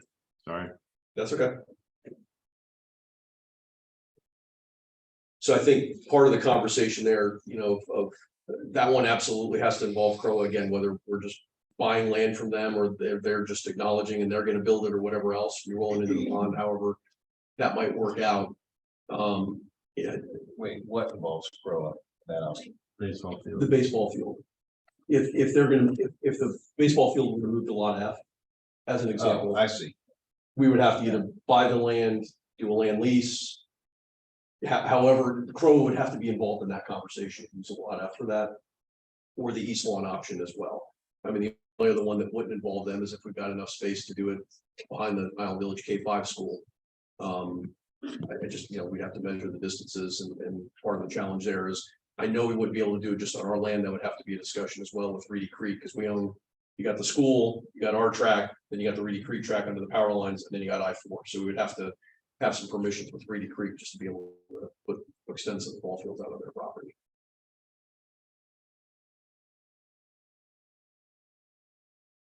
Okay, I'm trying to understand, where is slide 63 located exactly? What are the streets? That's page 63. We're not discussing that anymore. It's. Oh, okay, because you brought it up, so I went there and I'm like, okay, so where are we? We answered Jack's question before we got there, sorry. Oh, okay. So, I mean, there's one other detail here. If you notice, the adjacent property is the 851 building, which is another 2.12 acres of land. You can add to that if you're working on the Crow. That can be parking. If it's in the spirit of cooperation, then have a much bigger palette to work with. But that would change the dynamic because you're not just looking at, well, you're not just looking at community center, you're also, you need office space as part of that community center for example. It would be a combination of community center. I'm not against, I'm just saying that's just stating. So let me clarify your comment just to make sure. So the idea of using, if we were to approach Crow and say, hey, listen, if we're going to do a community center that's going to involve a lot of these types of rooms, which would alleviate their need necessarily to do that, where we downsize their need for to just really office space as opposed to office space and community as well. Is that? Yeah, because if you just put a community center next to a town hall, it's kind of duplicative. It's not as efficient, I would think. It's try to do that all in a single facility. Right. I agree, because when town hall is renovated, however they decide to do that, I mean, it does what you're trying to put in the community center, dance lessons, karate lessons, meeting space. And I don't know, it just doesn't seem right to take away baseball, which is, you said, is one of our largest, recreational activities, to put the building and then try to find somewhere else for baseball. When we're trying to do this for the community, it seems like you wouldn't take away their space for this. Well, and where would you put it? I'm not suggesting take away baseball. I hope I was clear at the beginning. If anything, I would support. It wouldn't be, hey, let's build a community center, and then, oh, by the way, we'll go figure out what to do with baseball. Maybe it wasn't clear in the beginning. It would all be the same plan as to, if we're going to do something here, it would have to consider what to do with baseball as well. Right. And then it would take it out of the center of town. It seems like the options are away from the center of town. That's if baseball were to move again, I mean, the three options I see that are out there are putting it in lot F. And I would put that at the top of the list for consideration, just because that's new unused land. I don't know that land is going to be used for anything else. And I'm taking a guess there. And I'd say, if we're going to have any consideration of lot F, one of the first things we clearly need to do is an engineering study of lot F and see what can and can't be done out there. I certainly think, Mark's looking at some of the plat documents are useful, but Mark, correct me if I'm wrong. I mean, we need to get somebody out there and walk the ground. Really tell us what we could and couldn't do. Mark's shaking his head up and down, Cassandra. So, that in my mind, that would be the best option, not only because it's unused land, but also because it goes along with the idea of the civic corridor and what CROA has started to build out here in the corridor of active outdoor sports. So while it's not in the downtown area, I think it's absolutely co-located with a lot of the other activities that are out here and what they've been looking at for different options with lot D and everything else. I think that could fit in nicely if that land could work. East Village has its challenges that you're right in the middle of some residential areas, and obviously it's only gonna fit one field. And then behind the Island Village School has some challenges that, we don't even know if we can put anything out there yet. We've gotten some initial engineering stuff back from Mark, and I've intentionally kind of put a pause on what we've done there just until we had this workshop to see if we wanted to roll ideas together. But that would be the only other spot in my mind, short of, we don't know what's gonna get built in Island Village, but I'm fairly confident Madamy's not gonna leave enough land for a baseball field. So I have a question on option A. Irrelevant to what we want to put there. So you mentioned the county is interested in selling their certain parcels. The school district has been actively selling off parcels for the past few years. They sold off one in St. Cloud to the Boys and Girls Club about a year ago. They just had a workshop 3 weeks ago on 2 other parcels that they're talking about, whether they're actually talking about it going to a developer, and some of the board members said, hey, well, we'd actually like to look at doing it more for a community purpose. Not that they would develop it, but they want to make sure it's sold with a community purpose. Okay, well, that's where I was looking to, because I'm just wondering, could they sell this to anyone? They could, but again, I mean, I don't know.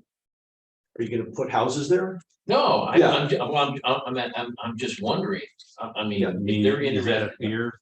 if you're an owner and you're interested in selling, right? And because we've seen this, right? Where somebody says, oh, I'm interested in building this and that, and they sell it, and like, we're out of it. And they sold it, right? I'm just wondering who they could sell it to. From my discussions, again, non-committal, just sort of asking what their thinking was, nobody's approached them about this lot. Personally, I can't see that anybody other than a community or civic type organization to do something like this would be interested. And again, I'm not a developer, so I don't know, but I can't see them putting houses here. No, I want houses there. But And it's not zoned for commercial. I mean, they would have to Right. get some variance there as well. It's intended as I went through the PUD, I mean, it's more civic oriented things. I agree. I always notice that the county will always change what they want to change. Well, and again, difference from the county and the school district, but yes, you're right. Right now, they are actively selling off lands to generate some money. It just. Yep. This was it for the where conversation. So I mean, has anybody got any? I would like to walk away from here if we're deciding to be interested in this with some prioritization here. I mean, guys, Cassandra, I mean, anybody got any initial thoughts here? I mean, I personally, I mean, I'd put this one at the top of the list just as far as. Yeah. Just, Cassandra had to take a restroom break really quick. sure. We can't take action, but we can get in. No. This is Getting it. workshop, so nobody's voting on anything right now. It's just, in what order, if we're gonna start engaging any of the landowners that we would potentially buy from, in what order do we want to prioritize it? So are there things on here, and maybe it's easier to start the other way, are there things in here which are just clearly off the list? In my mind, Stetson and the movie theater. Mike's got a question too. Oh, so, sorry, Mike. Can you take a comment? So I was wondering, because it makes sense. So I know we're gonna discuss it, but maybe get some comments. Yeah. Open it up for some comments, then we'll close it. We'll continue. I just don't want to leave out. Yeah, no, absolutely. Yeah, sorry, Mike, come on up.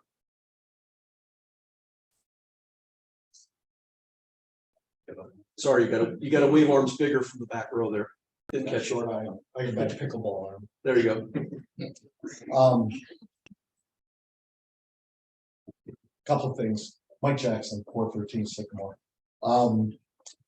I was a little dismayed by some of the comments about we can go alone. We don't have to do it with CROA. The CDD. I can tell you that will do nothing for the culture of the community. It's just, you're gonna poison the well before you even get started. So if you want to do a project and you want to do something good for the community, figure out a bridge and a pathway to do it together.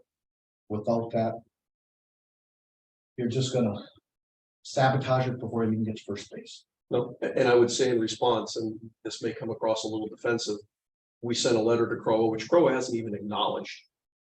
We sent this agenda to CROA, which CROA has not even acknowledged, other than Charles showing up. So I am all, I agree with you 1,000%, Yeah. and I would prefer we don't So, move on, be but I need tenacious. somebody on the other side I to know. reciprocate Be this tenacious. conversation. It takes time sometimes for things to develop, 100%. and don't throw the towel in yet. No, I'm So that's I'm fine. full, and the only considerations I have of, again, just one guy speaking is from a legal perspective.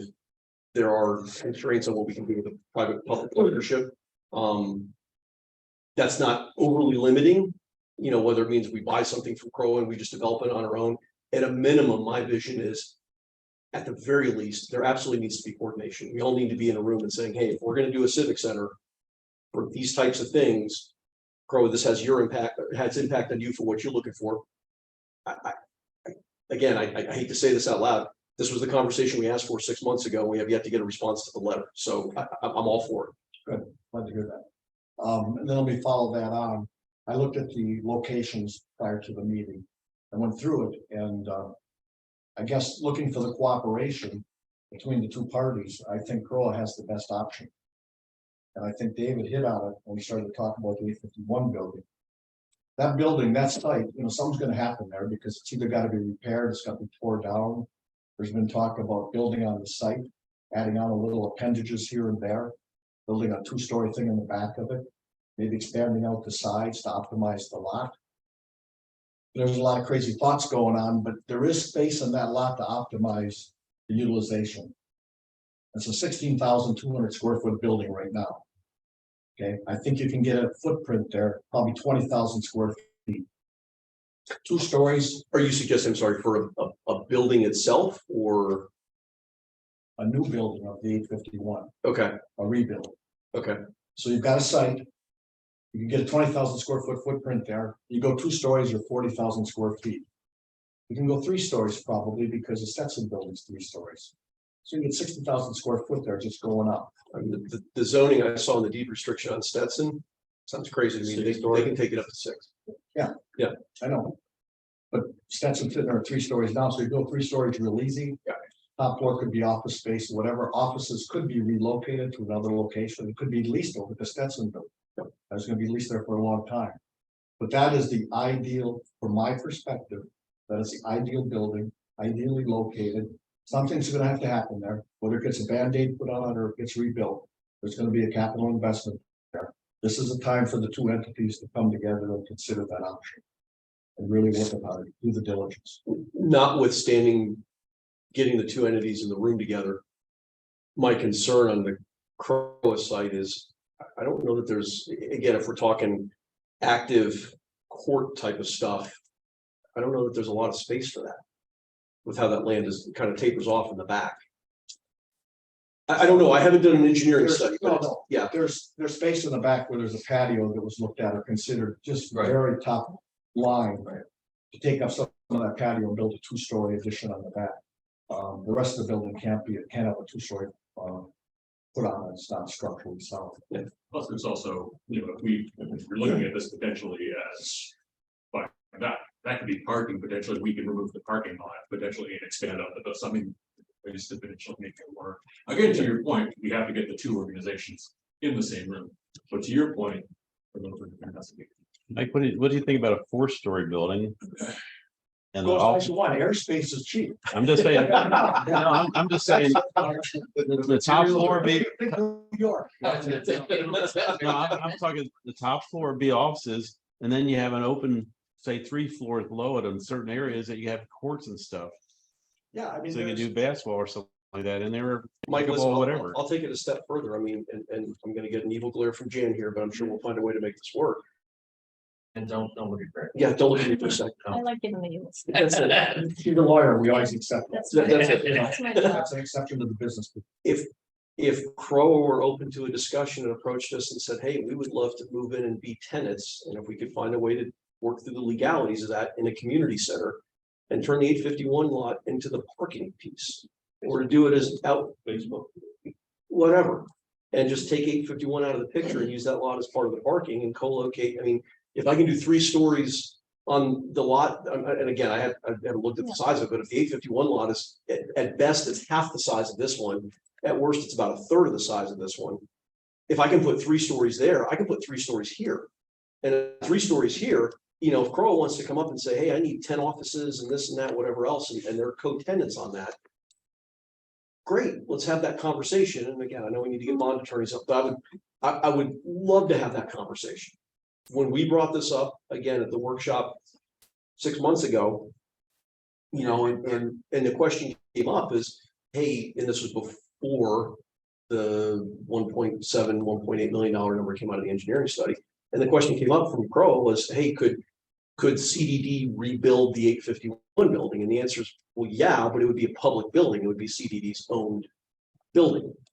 And with that, I mean, it just took the oxygen out of the room. Okay, next topic. So again, I'm open to any of these conversations, but I need an engaged partner who's willing to take some vision. So to what you're saying, Mike, I think that the arguments always come down to pros, but, and I think people forget that it's the purpose of what we want to do with it, what matters for the residents, right? And so everybody says, well, I don't know this, I don't know that. Well, the reality is we actually all own it, right? We all have the same It constituents. doesn't matter which one entity owns it, it's the purpose, the use of what we really need to focus on. You know, Everybody's got to leave their baggage at the door and not get Absolutely. emotional about it and look at the best solution.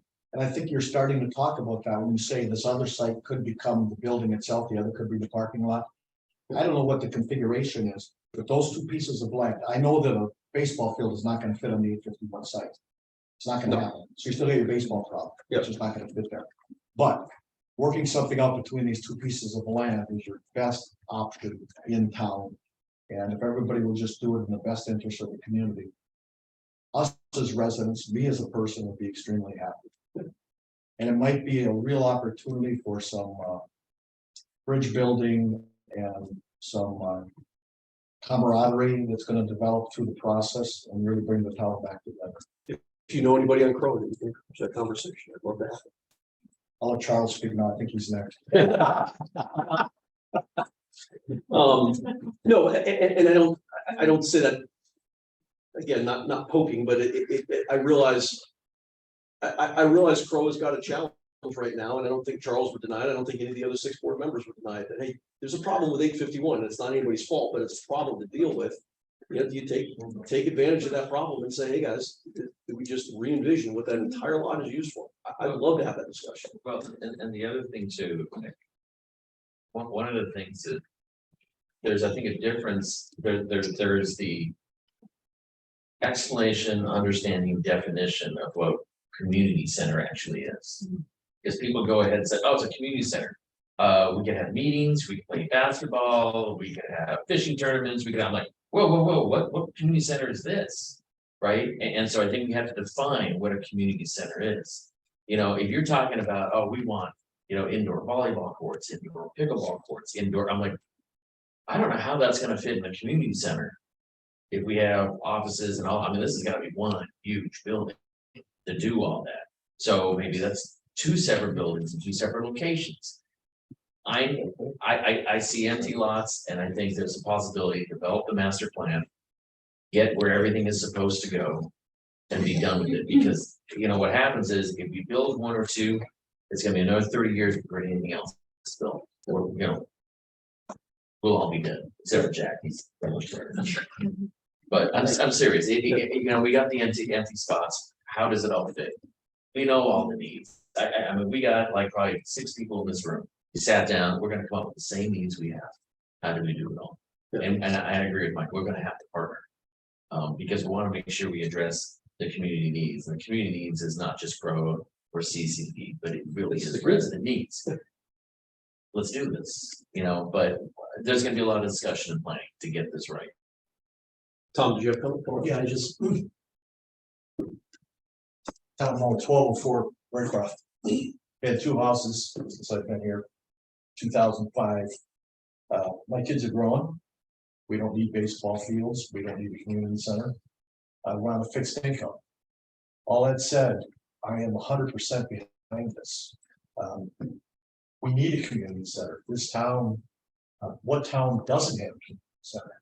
I like this proposal. Option 8, awesome.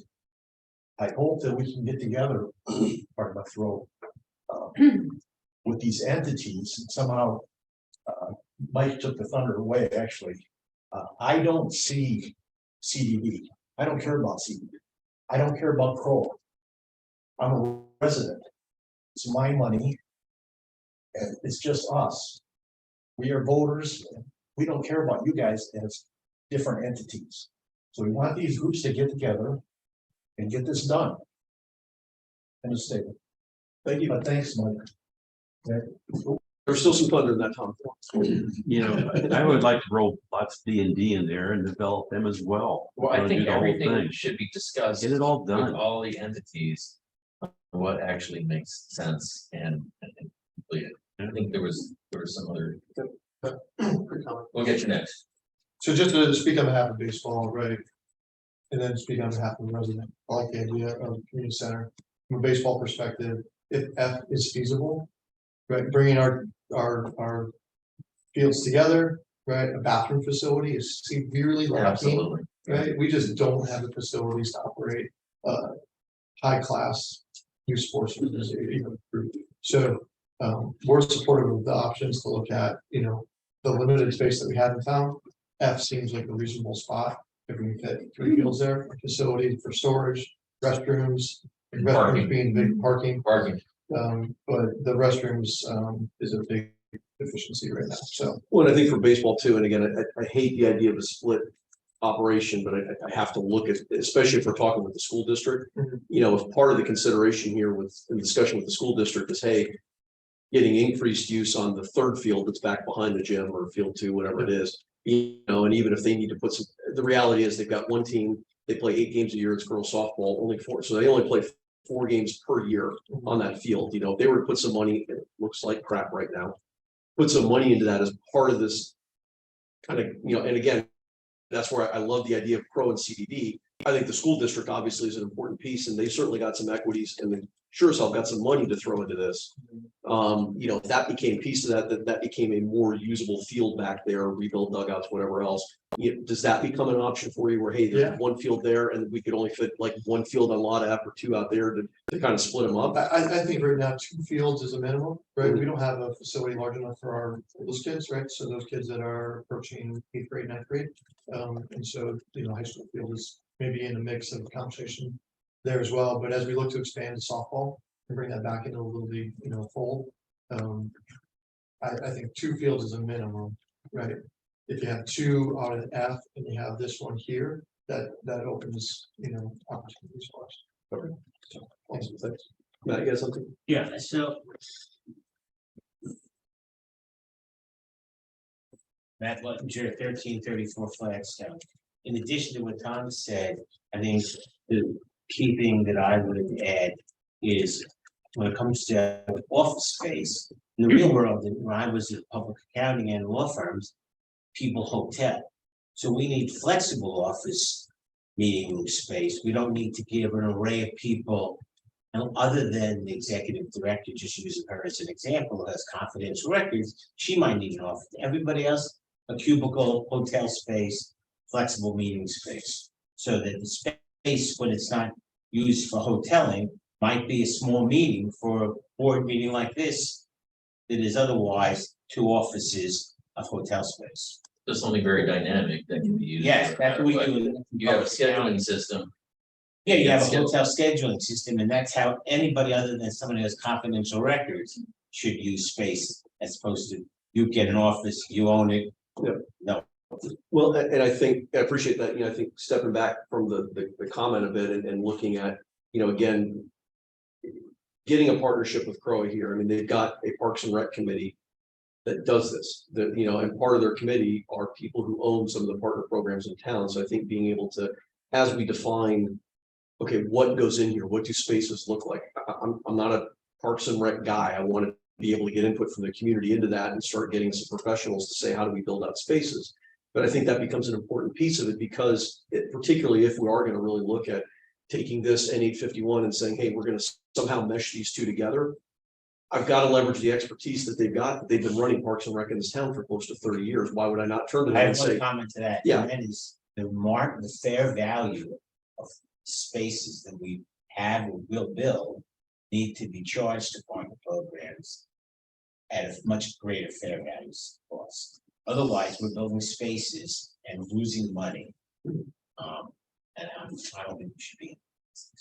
Well, and I mean, from a fee structure, I mean, do you want to talk a little bit about kind of the upper, I mean, because we're a governmental organization, obviously we can't be in for profit, but certainly. No, but not. But we Cover can, operational we can costs. certainly charge what Yeah. it costs to maintain the building. Yeah. You know, and what it Yeah. costs to maintain the rooms and clean them up and do all that. We can certainly charge for that. Well, and I've. You know, I know several of the partner programs that are in Crow's building today. You know, I'd be willing to say that several of them would be interested in a conversation if we're gonna build this and again, look at it really as a holistic with 851. You know, what I'd like to see us do is set up a fee schedule that, hey, you know, if somebody wants to, you know, come in and rent a room for a Saturday afternoon for whatever, they could do that. But, you know, if there's a longer term agreement, hey, for 1 year, 3 years or 5 years, whatever, you're gonna get this room 2 days a week.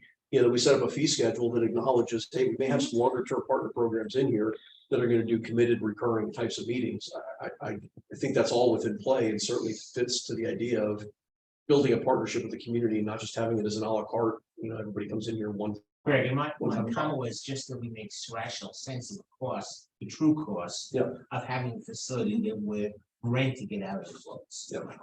Yeah, like, No, I just quick from here, real quick. Where Well, you, you get it on tape. Well, we're recording, we don't use tape. Or whatever it is.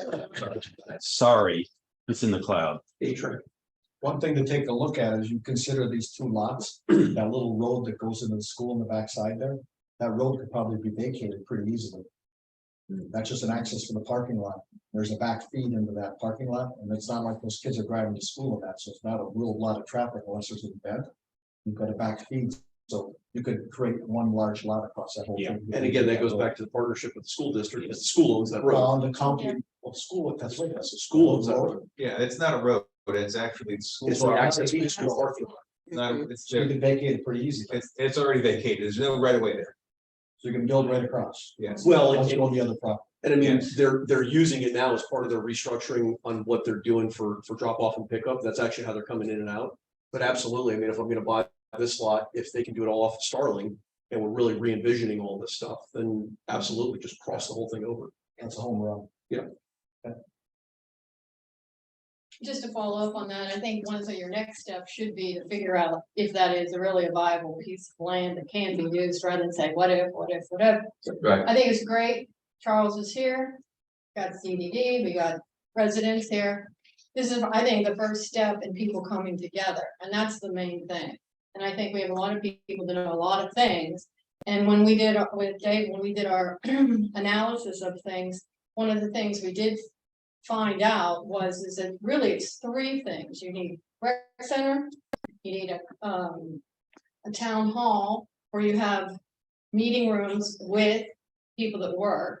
And then you have also a community center, which is a place that you can have. We do not have a place in Celebration that we can have an event for 200 people, even 150 people. No. So I mean, there's basically three things you need. Whether you can put meeting rooms with offices and basketball courts, I don't know, if that's really a viable. It's been done. But the thing of it is that I think that what Crow is gonna do is to have a meeting where you get a master plan and have, we don't need any more surveys. We know what people want in this town.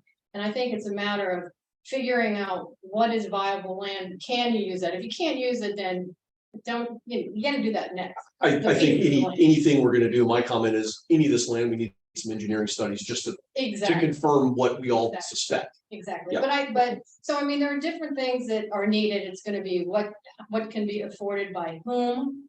But to have this first meeting where you have people together and everyone's like, we know what we need and we know what we want, now it's a matter of working together to get it done. And if we can work together, I think at the end of the day, it may take 10 years, I don't know, but at the end of that time, I think it can be accomplished. Don't say 10 years. Don't say 10 years. Yeah, that's gonna tell you, Yeah. that's what they said 10 years ago. Well, yeah. Probably not that point. Recent Work history. together, it'll get faster than if you do it, one group does one thing and one does another. 100%. Get together, work together and get it done. Get her done, There you There you go. go. It's the motto for the center. Get her done. get her done. Charles, we're talking a lot about you and around you and over you. Do you want to take the stand and, You may not want to be on. or you may not want to be on tape for any of that? You know, it's not okay. It's not By the way, okay. you could have taken that. Oh, sorry, yeah. By the way, I love your shirt. Very nice. Charles Richards, 1020 Banks Road Street. I'm gonna asterisk what I say that I'm not necessarily reflecting the full views of the entire borough board. Just 1/7 of it? Just 1/7 of it. So I think what I'm hearing, obviously camaraderie, really important. Obviously, we had our chat a couple months ago. I've said it a few different meetings. And as we talk about the master plan, it's not the grow master plan. It's not the CDD master plan, it's a celebration master plan. So we have to come together, we have to do this as a community, we have to get the organizations in one room. Even GoGov, right? GoGov is another, thing that we're not talking about that here, but it's one celebration day. So my commitment is taking this back to the borough board and hopefully we can get in the same room. We're starting to get some building blocks in place with the master plan advisory group, but it wasn't built in a day. Hopefully we'll get there, but I don't like what was said by Gloria and others. I think this is good. This is good foundational work. And Well, the biggest, I've got 1,000 questions for you, but one of the biggest ones is, the immediacy, obviously, came out in your last meeting. Hey, you guys have some immediate problems there, realistically, and Jan Angel, Mark, tell me if I'm wrong. I mean, this is a 2 to 3 year excursion, correct? I mean, we're talking minimum 24 months from the time we requirements, engineering, bids, everything else to actually opening up a facility. Are we talking 2 years here? I mean, Yeah, no, I think you're more than 3 years. It's gonna Yeah. take a year or two to get through your planning and permitting and then another year or two to build. To actually build it. Okay. So I say that because I And Dave need is you guys looking to at me understand like this. I'm being This very- is not 180 days from now, everybody's moving in and. the other thing too is, I think this, there's a lot of when you look at drivers. really the master plan, this then frees up pro to look at the incremental wins, right? It's like barbecue grills, and we're not leading, capital $2-3 million clips. We can then go in and do kind of village by village enhancements with the grills and the splash pads. And to me, I think that makes a lot of sense. Again, we have to get the boards together, we have to get the finance committee, we have to get special events together. We have to just get in the room and talk. But this makes a lot of sense, and I think this is a good step. Well, the other thing too, don't work together. We're gonna be spending more money. We're gonna be duplicating efforts, duplicating resources. At the end of the day, we're disjointed. We're gonna be wasting more. I think it's. But at the end of the day, that's exactly what you do. Yeah. You do waste money, and it's kind of like, and again, we didn't do our responsibility to the residents. Yeah, I do maintain too. And going back to what I said, I think this frees up a lot, because if we're not talking about $2, $3, $4, $5 million, you got splash, you got barbecue grills that we talked about with Lakeside, want to do gazebo, whatever, right? That frees up a lot for us to be able to do that. And obviously with Island Village and some of the other houses coming on, a pretty decent amount of capital coming in, so attack some of these things, but not, Charles, the nice thing about this is it's done in 2 or 3 years and not 10 or 12 years. Now, or if it ever gets done in 10 or 12 years, if we go separate. So thank you. Thank you.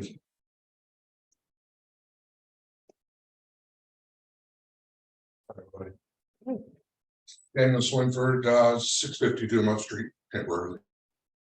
Has anybody considered, I'm not a engineer or anything like that, but has anybody considered taking where the basketball courts are and building all that in? Lakeside? With the swimming pool? The lakeside area? Yes, For Lakeside. yes. It's a bro question. Go We ahead. have a, Charles? we still have the Jones room, the architect for Celebration living in our town. Hmm. He could design it, we could make it really fancy. you got an It could architect be right like there. what Celebration No. used to be. So, That's Yeah. my 2 cents. and just to add to that, there were a lot of plans that he did, were really good plans, we still have. For every area, including that area. So yeah, again, we're not. Everything's already there, that's all I'm saying, Right. everything's already there, just you could build up. For parking, you could do, like, my idea was, like, Carvana. Mhm. Build towers, There you go. go up instead of out. Well, and would I put that on here as an option 9? Absolutely. I mean, I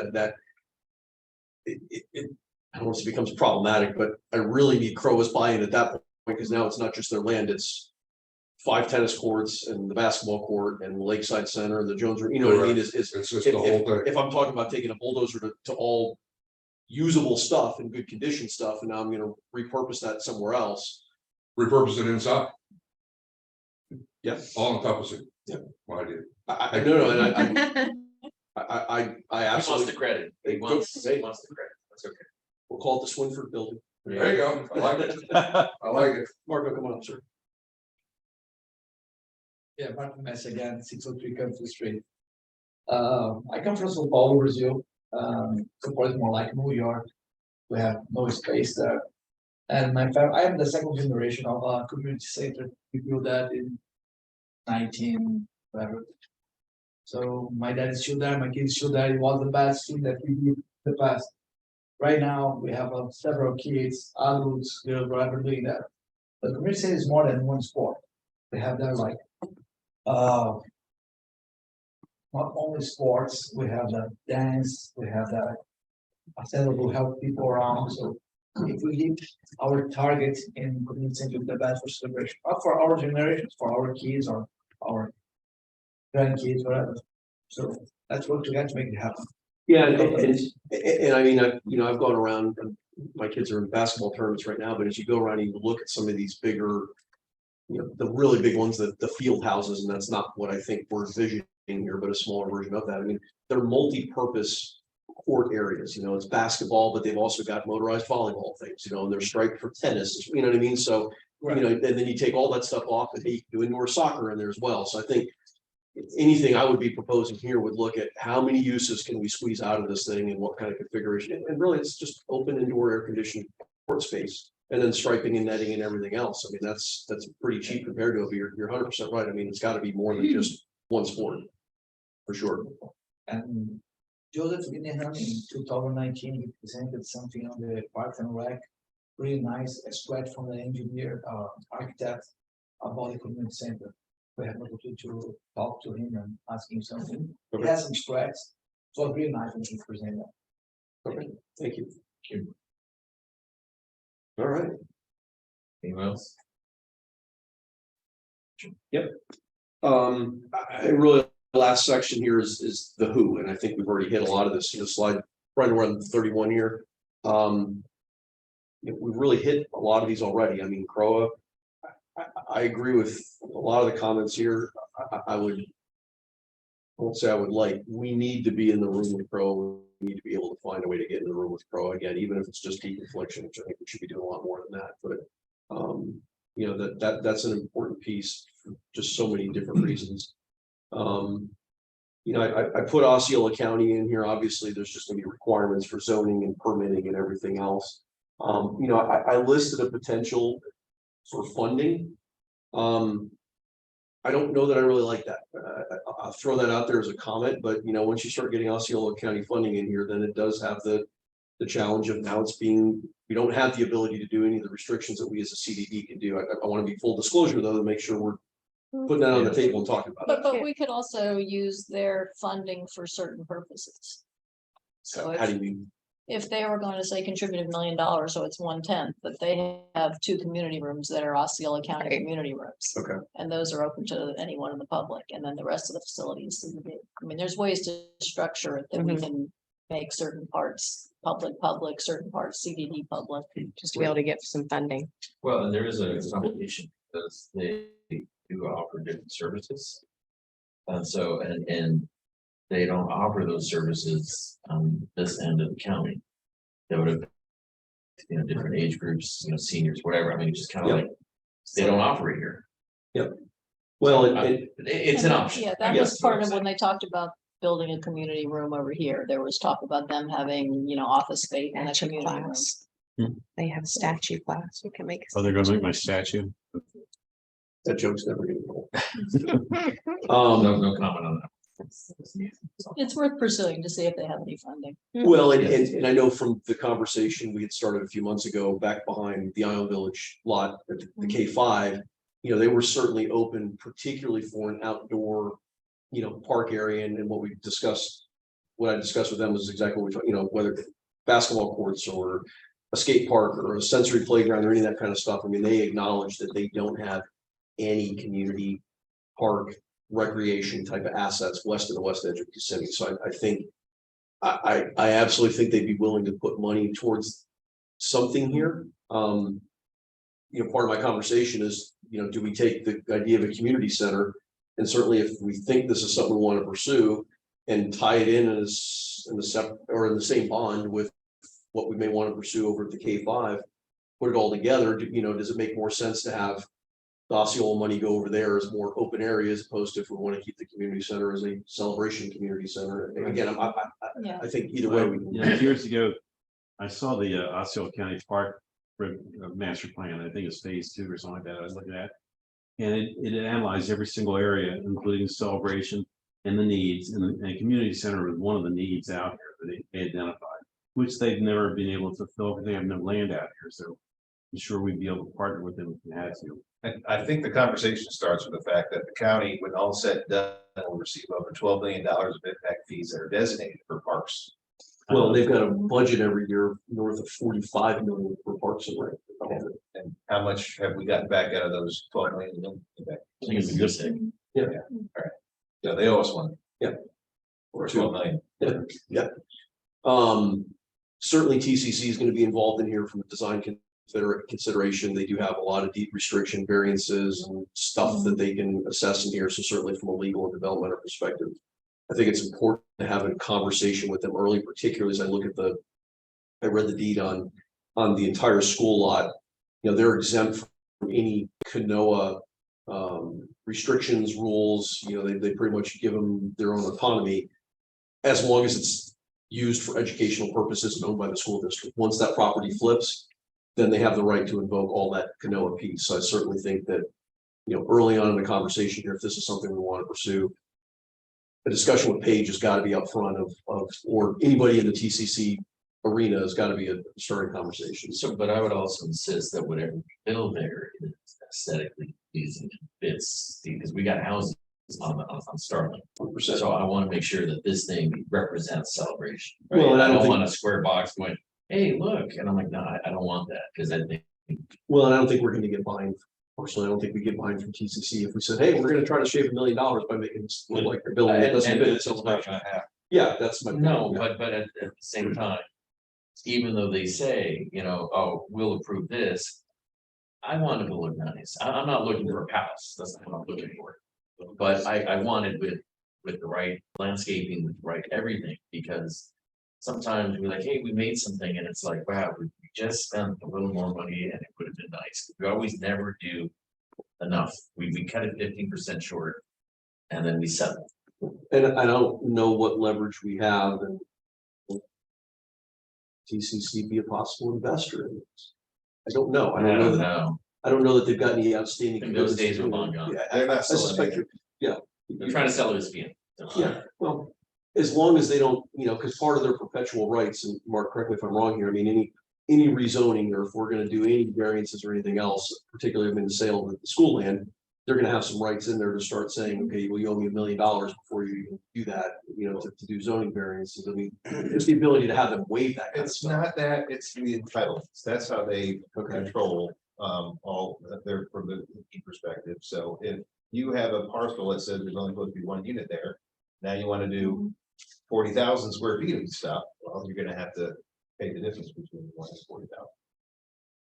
Or whatever supposed to be there. And there's a set amount of entitlements that are in the PUD for the entire But these are waivable things from TCC. no, it's not. When you do those convert, so when they might have an extra golf course, for example, which they do, it's not gonna be built, so you just convert those, by way of example, into square footage. So I think we just figured out who's gonna talk to TCC. Oh, Not it.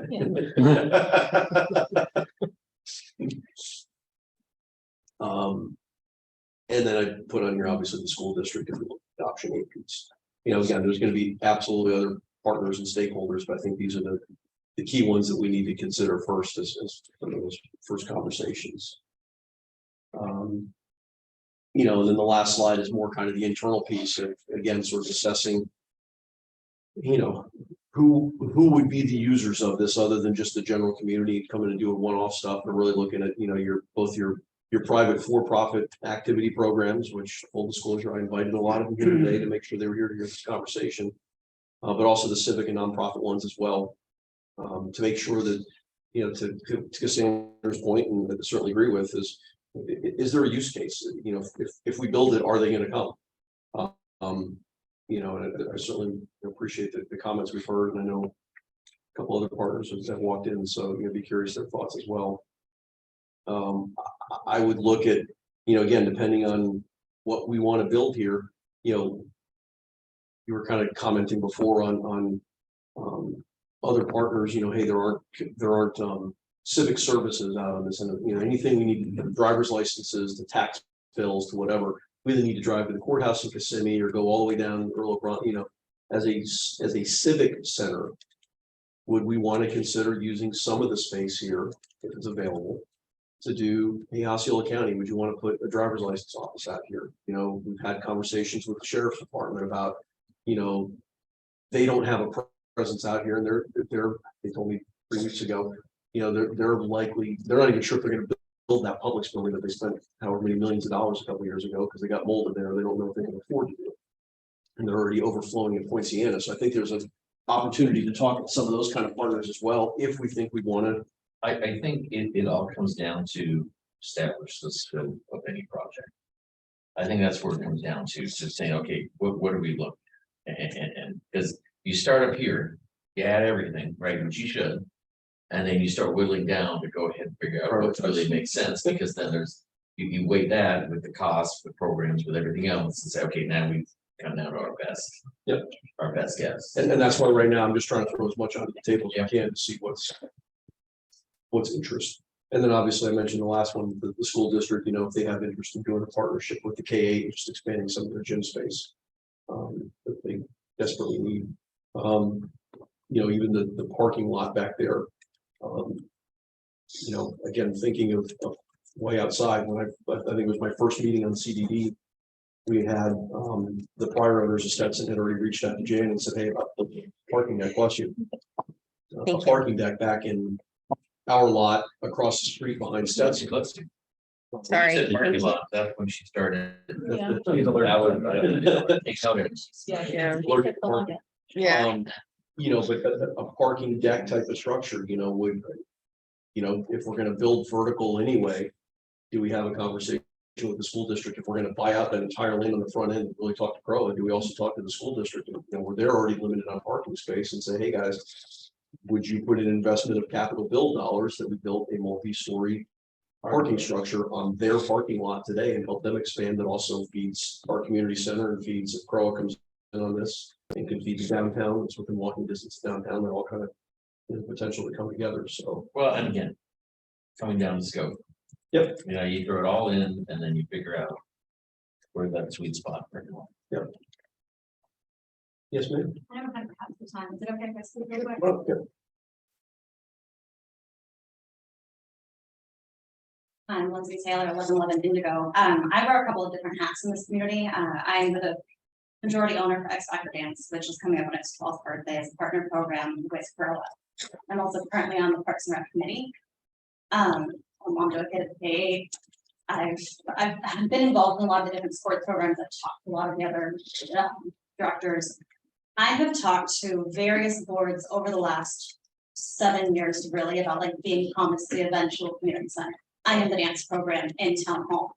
There's no room for us. We are getting bumped for various things. We've lost a lot of students over it. Obviously, the storm made everything crazy. We have pulled out temporarily while they figure out what they're doing. We've moved to section, so I'm paying top dollar to keep our program going. But I have said from day one for the last 7 years, as a partner program, I would be interested in investing into a space. I have offered multiple times, if you do a community center, I will come in and build out the dance studios. So if I'm bringing money to the table, does that then kind of change the dynamic a little bit? Because I would want long-term lease. Like I'm telling you, there are people who are potentially interested in, if this is done the right way, and being involved. I'm not going to speak for other people, but I know for a fact there are others also interested. But for myself, if this were to come together, if this were to be a hub for the community, I would be very interested in being. So I'm just curious before, and I asked Jan to answer that question that you asked at the end, but at the beginning of your comment where you said you're getting bumped on spaces. Is that just because of the current issues with town hall, or was that even happening No, before? that was before the Okay. issues. There are too many programs and there's not enough space. Okay. There's not enough outdoor space, there's not enough indoor space. Well, and I asked that as a loaded question because I kind of knew the answer because I've talked to some of the other programs and I hear that CROA does that. I also hear that even in the best of times when the building didn't have problems, there were still problems with scheduling. There just wasn't enough space. So to say that CROA is all encompassed and is taking care of all this now, even without the building problems, really isn't true. And I will say from a committee aspect, right now, we are tackling who falls into what bucket. Who is a partner program, who is a civics and service group, who is a nonprofit, and where the hierarchy is, like who gets priority for, their space. And if they need to add a meeting, even after it was already guaranteed to someone else, you have the right to bump them. So I mean, that is something we're trying to tackle at our very next meeting. We have been looking into this a lot, but it comes down to there's just not enough space to go around. The A51 building, the footprint doesn't fit the needs of the community. I'll tell you right now, the rooms that we use as a dance room, it's too big. I don't need a room that big, but that's the room that's there, so we use it. There are other rooms that are too small, so it's just kind of an interesting dynamic where we're not able to maximize the space. That it doesn't fit the current needs for this community. Jane, can you maybe answer the question on the idea of, There's a whole host of issues with private funding. So, I mean, there would be ways of, put a contribution in lieu of rent down the road. So if we did a build out, you'd have the ability to pay rent. It's very difficult when you get private money coming in. The tax lawyer would have to give an exact opinion on how you could structure it, if you could structure it. is the But we objective can would be charge. for you just to, hey, I know that I've got a space for 3 years, 5 years, 10 years, whatever it is, I know that I've got that commitment. Yeah, I'd love a long-term lease, and if I have delayed on going elsewhere, like the shopping center by the high school or the shopping center by Water Tower, because my goal is to continue to be a partner program, so that's why I have a 1-year lease with Stetson with the option to extend for 3. So I think what I'm hearing is if we could not use the word lease and just use. But if there be some Usage type of agreement, guarantee yeah. or some, I'm sure there would be, but Yeah. I'm just putting that out Yeah. there. Yeah. See what happens when you try to offer government money? Yeah, but I'm just trying to keep my business Yeah. alive. it's tough to guarantee space to a private entity. Just because you're saying then you might be ousting public and, public uses. So, that's part of sizing the building the right way. So there's plenty of space and you can lease to the people you need to lease. it Your to. biggest contribution is gonna be input. Yeah. And how to build out a room to make it work and exactly what's required, so we can make sure the spaces works for you as well as whatever else could go in that particular size room. But to that idea, even if we take any sort of equity and leasing out of it, the idea that we could get partner programs to say, hey, I'm interested. If you build X, I'd be interested in a 3-year agreement that I knew that 2 days a week, 4 hours a day, I've got this space. Is that not something we can do as a? That's difficult to do because you can only use bond funds, can only have a certain 5 to 10% of private use. Okay. So there is a definite problem in doing a long-term lease. Okay. But again, if we work with CROA and have CROA put in some funding or put in land or something, we may be able to build that a portion of it is private space and a portion of it's public space, and then those private uses can lease the private space. And there's ways to structure it, but if it's purely a CDD building, then we have problems with private use. Yeah. We have tax problems. And I think to the comment, I think certainly a lot of the use is not going to be just the public coming in saying, hey, I want to play a pickup game of basketball. It's going to be an AAU team coming in and saying, hey, we want to run a tournament, Yeah. which is not a nonprofit organization. It is a for-profit business. So I think that's going to be something we need to figure out how to tackle that, because a lot of the activities in town that would come to this are going to be the for-profit organizations. But I mean, in that case, you rent the space. Yeah, for they the rent the one-time space use. for that Yeah. tournament. for That's that 3-day not a problem. tournament or Yeah, but 5 day. I would object to sizing our facilities on a out of town entity or a use that is like Cassandra was talking about originally. I agree with you, You're- Dave. I think Dave you're has. stating for I think- celebration. I No, think no, no, I'm not. I think the key is coming up with the facility that works for the community. What is it? And that then we really taking need it to from there build? on what And you're then gonna do go with it. and say, okay, well, these rooms would be used solely for private uses. How do we structure it so we can make that work? Yeah. But I think you have to first figure out what it is you want to be able to build, and then we can figure out how to structure. And I it. use Yeah. the AU tournament as a bad example. I'll Yeah. take Paul Pedraza's league, which is predominantly, vastly predominantly in town Mm-hmm. residents, but they just don't have enough court space. Again, he is a nonprofit, so that. But it's a community scale. But it It's is not a regional, it's a community program, correct? it's not regional or statewide or national, it's a community But, scale. but he does pull in people, as all the programs do. I don't think there's a single program that operates here in town that is just for Celebration residents. That's true. No, we are held to a percentage. I know right now I'm about 75 to 80% Celebration residents, so Right. we are held, it's part of our contract as a partner program, you have to be at least 60% Okay. residents. That's I love everyone coming together to work together, so like Mike Jackson said, if we can figure those Yeah. types of things out, it would honestly better Yeah. to community. Every time. Thank you. All right. I mean, that's the end of my slides, so I'm gonna, Thank you. Okay. I'm gonna shut up for a second. That's a. Jeez. Yeah, morning. it's a lot to digest. Thoughts, we're on the horn, Jack. I am so much in favor of it. It's scary. I'm looking at Scary. it, but B, D, and F all This at is that once, statute. the option 8. He sees the And statue right in front of it. That's the It's my, problem. and my statue in front of the. Spitting out water. No, but I think, I mean, we can finish the whole civic corridor, we can build ourselves a boardwalk that goes over lot F. And completes the whole loop around, so you have a running track the whole way around the civic corridor. You can finish the 851 project, if you want to call it that option 8 as well. It finishes the town, it frees up Croa to do the minor things that their money is roughly about $1 million a year they get from home sales. That could cover the splash pads, the lift stations over there in the East Village area and improve those parks and stuff like that too. And I will say. As long as we have these empty lots. And all this other stuff, the needs and everything. We're gonna have arguments in this town. I'm arguing with you right now. I'll get you later, but in general. If you fulfill the vision on how it's supposed to be. You're done with it and let's just focus on living here. That's it. Right? I want to see it's done. Let's get it done. That's the big thing, and everyone's talking about it for so long, and since I moved here. we thought about it. And it's just gonna get more expensive, it's not gonna get cheaper. It just, rates might go down and costs will go up, you lose. Yeah. So, Well, if you do a piecemeal, you're losing. It sounds yes. like you're really to, what are the next steps? How do Right. you- Yeah. how do you- We have a So meeting as about the it last first. 2 hours with this, the CDD has funding and no land, Proa has Land. land and no funding. Get it together and you knock out an arrangement if What they're is- all upfront.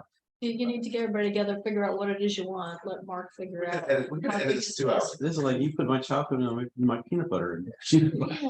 That's the same thing. But I took time to make these slides, Jack. Yeah, I wish you would. You could have done it Nobody like remembers that. So if I'm gonna summarize, so I think the 2 key meetings that we need to have, number 1 is re-engaging with Croa. Number 2, I think I'm hearing the school district lot is at the top of the list that they're going to Yes. be engaged with. The school district. It's the central location in town, it's the big draw. Okay. Because everything else is the perimeter. So I mean, I can And go, expensive. would you prefer I can go have that initial conversation with the school district and say, hey, guys, what's in the article? And I think bring Jan with me, just because I think lawyers are gonna need to be on that one. Do we want to do it? I don't know that they're gonna go to a board to board piece, or how do we want to tackle it? I think it's an you oughta talk- inquiry. Yeah, It's not a I kind commitment. of think you ought to talk to Crow. I think because it involves the 851 building, they need to be Yeah. involved I in what think, we're talking about. Well, and my suggestion is those 2 meetings, I think, happen in parallel. Those are clearly the first 2 out of the gate. If one happens this week and one happens next week, whatever, but I think there's no reason in the next 30 days we can't have both of those conversations. The Crow one 100% needs to be us 5 and them 7 sitting in the room and saying, hey, guys, here's what we thought of.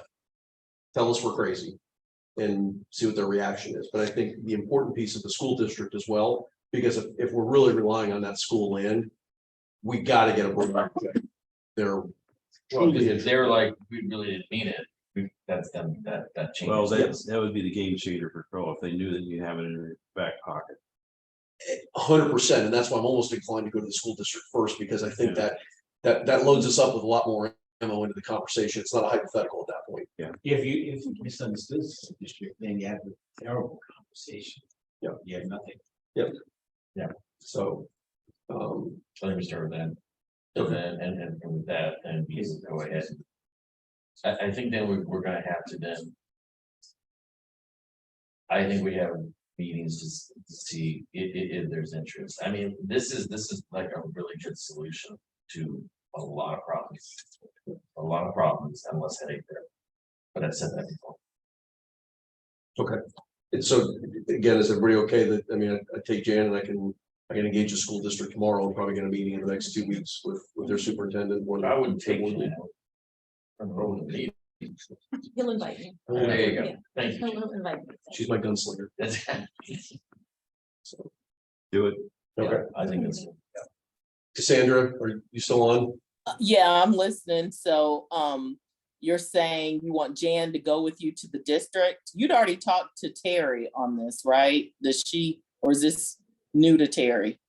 No, I had done initial queries, just non-committal with Terry, the new superintendent, and one of the members, Dave Sharma is their lead facilities guy that looks at any new stuff. And I said, hey, guys, if I come out of this meeting and our board is interested, would you be interested in a conversation? And they resoundingly said, absolutely. You know, don't know that we'll do it, but we'd love to have a discussion. So my proposal would be going back to their senior staff and just saying, okay, guys, here's kind of what we laid out. You know, what are your constraints? What are your left and right limits? And you know, honestly, I think if they're interested in the conversation, why I like going to them first, to your point, Jack, is I think we bring them into the meeting with Crow, have them sit in the room with us. If we're really tackling this as a town conversation, let's not bifurcate the conversation, just bring them in with us. Carries a lot of leverage. Yeah. I would think you need everyone together. So, you know, because this is a lot more money than, for example, GoGov, which hasn't gone exactly how the board thought it would go. So, yeah, I think you need, you know, everyone in the same room. If you're going to explore this, you know, do it together. Okay. So that was going well. Maybe not. It went faster than my cell service did when I put in a Yes. support ticket. Wait, Yeah, I I'm missed talking something. about- Did somebody say it's not going well? Yeah. No, I was saying not the actual app not working, just paying for it. As far as I know from the last meeting, we're paying for it. But we don't, you know, I'm not trying to get into that other than I thought we were supposed to be cost sharing. And that didn't. No, so What? we didn't. No, we don't pay- have to, yeah. No, we didn't. We didn't- don't have to get on that subject. Okay, Yeah, all right. let's- Yeah, we can talk about that Oh, later. I just thought someone said it's not going well. I'm like, what? It is. Not the app. Not the working of the app, Well, yeah. for the record, after the discussion with the school board, if there's anything that comes about it, then the next stop, yeah, but it's gonna have Al there too, or the little league at that point. No, well, and I think, again, it's not just the meetings with the board, but absolutely the most important piece there is I'm ecstatic. I think this is probably the most people we've had in the room in the 3 years I've been on here.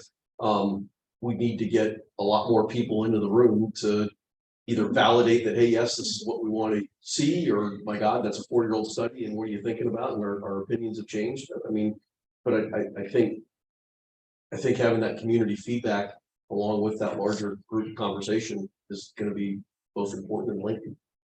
So engage with CROA and then engage with school district and then come back together and see what we need to do. Is that what we're talking about? School board first. We'll tackle, I'll reach out to Okay. them tomorrow and see if we can get something set up for the next week or two. And if that goes positively, then we'll approach CROA formally and then bring the school into that. Jan, have you got any other suggestions of initial stuff legally that we need, that you and I talked about? What was the agreement? No, inducement resolution. I'll talk to bond counsel now that I have something to talk about. Okay, I'll talk to bond counsel as to just getting the process started. okay. Any other I mean, No. from any of the three, you please, I mean, No, are we off track here on kind of next No, I've steps? got a here? couple questions of things that I've laid out for myself just to look into, but I think, Okay. but no, I think you're on the right track. You Got nothing. got a lot. You can tell. No. Mark, any thoughts or? Mark's. Get your boots on, Mark. Yep. Yeah, Yeah, Mark's already decided. yeah, he's already designed it, planned it. Wow. No, Greg, you don't like the Stetson building, but to me, that seems to have some value in that $8 million price tag includes the land and the building that's already built. Mike, And when you compare it to some other, It doesn't have facilities that we can use. it'd only be for some of the programs. Yeah, you'd rehab. Band, Yeah. dance, the office. I Yeah. don't know if if that's too big for those programs, but I can tell you as someone who's has a current lease there, it is not set up. well. so it may require a lot of renovation. If it's Yeah. renovation too much, then. and that's my concern is if we're looking at, you know, again, any active court space of basketball. Yeah, slash you can't put any of that. The second floor is just too low. You don't have the ceiling height. And even if you try to it's that odd kind of. You'd have to use that in conjunction with With another. addition, yeah. property. Correct. Yeah. It couldn't be standard. Well, he can serve But as you a got the- temporary location for cross. 851 going on. Yeah. Cool. Any other comments from the public? Appreciate y'all sticking around for a while here, but. What do Don't you discount the swimmer center. With Jack's statue out in front. Yes, spitting out water. The Swinford building, okay. Brenda, we got anybody else on the line for public comment? No, we don't. Just Cassandra and me. Perfect. Me and Bobby McGee. I moved it to adjourn.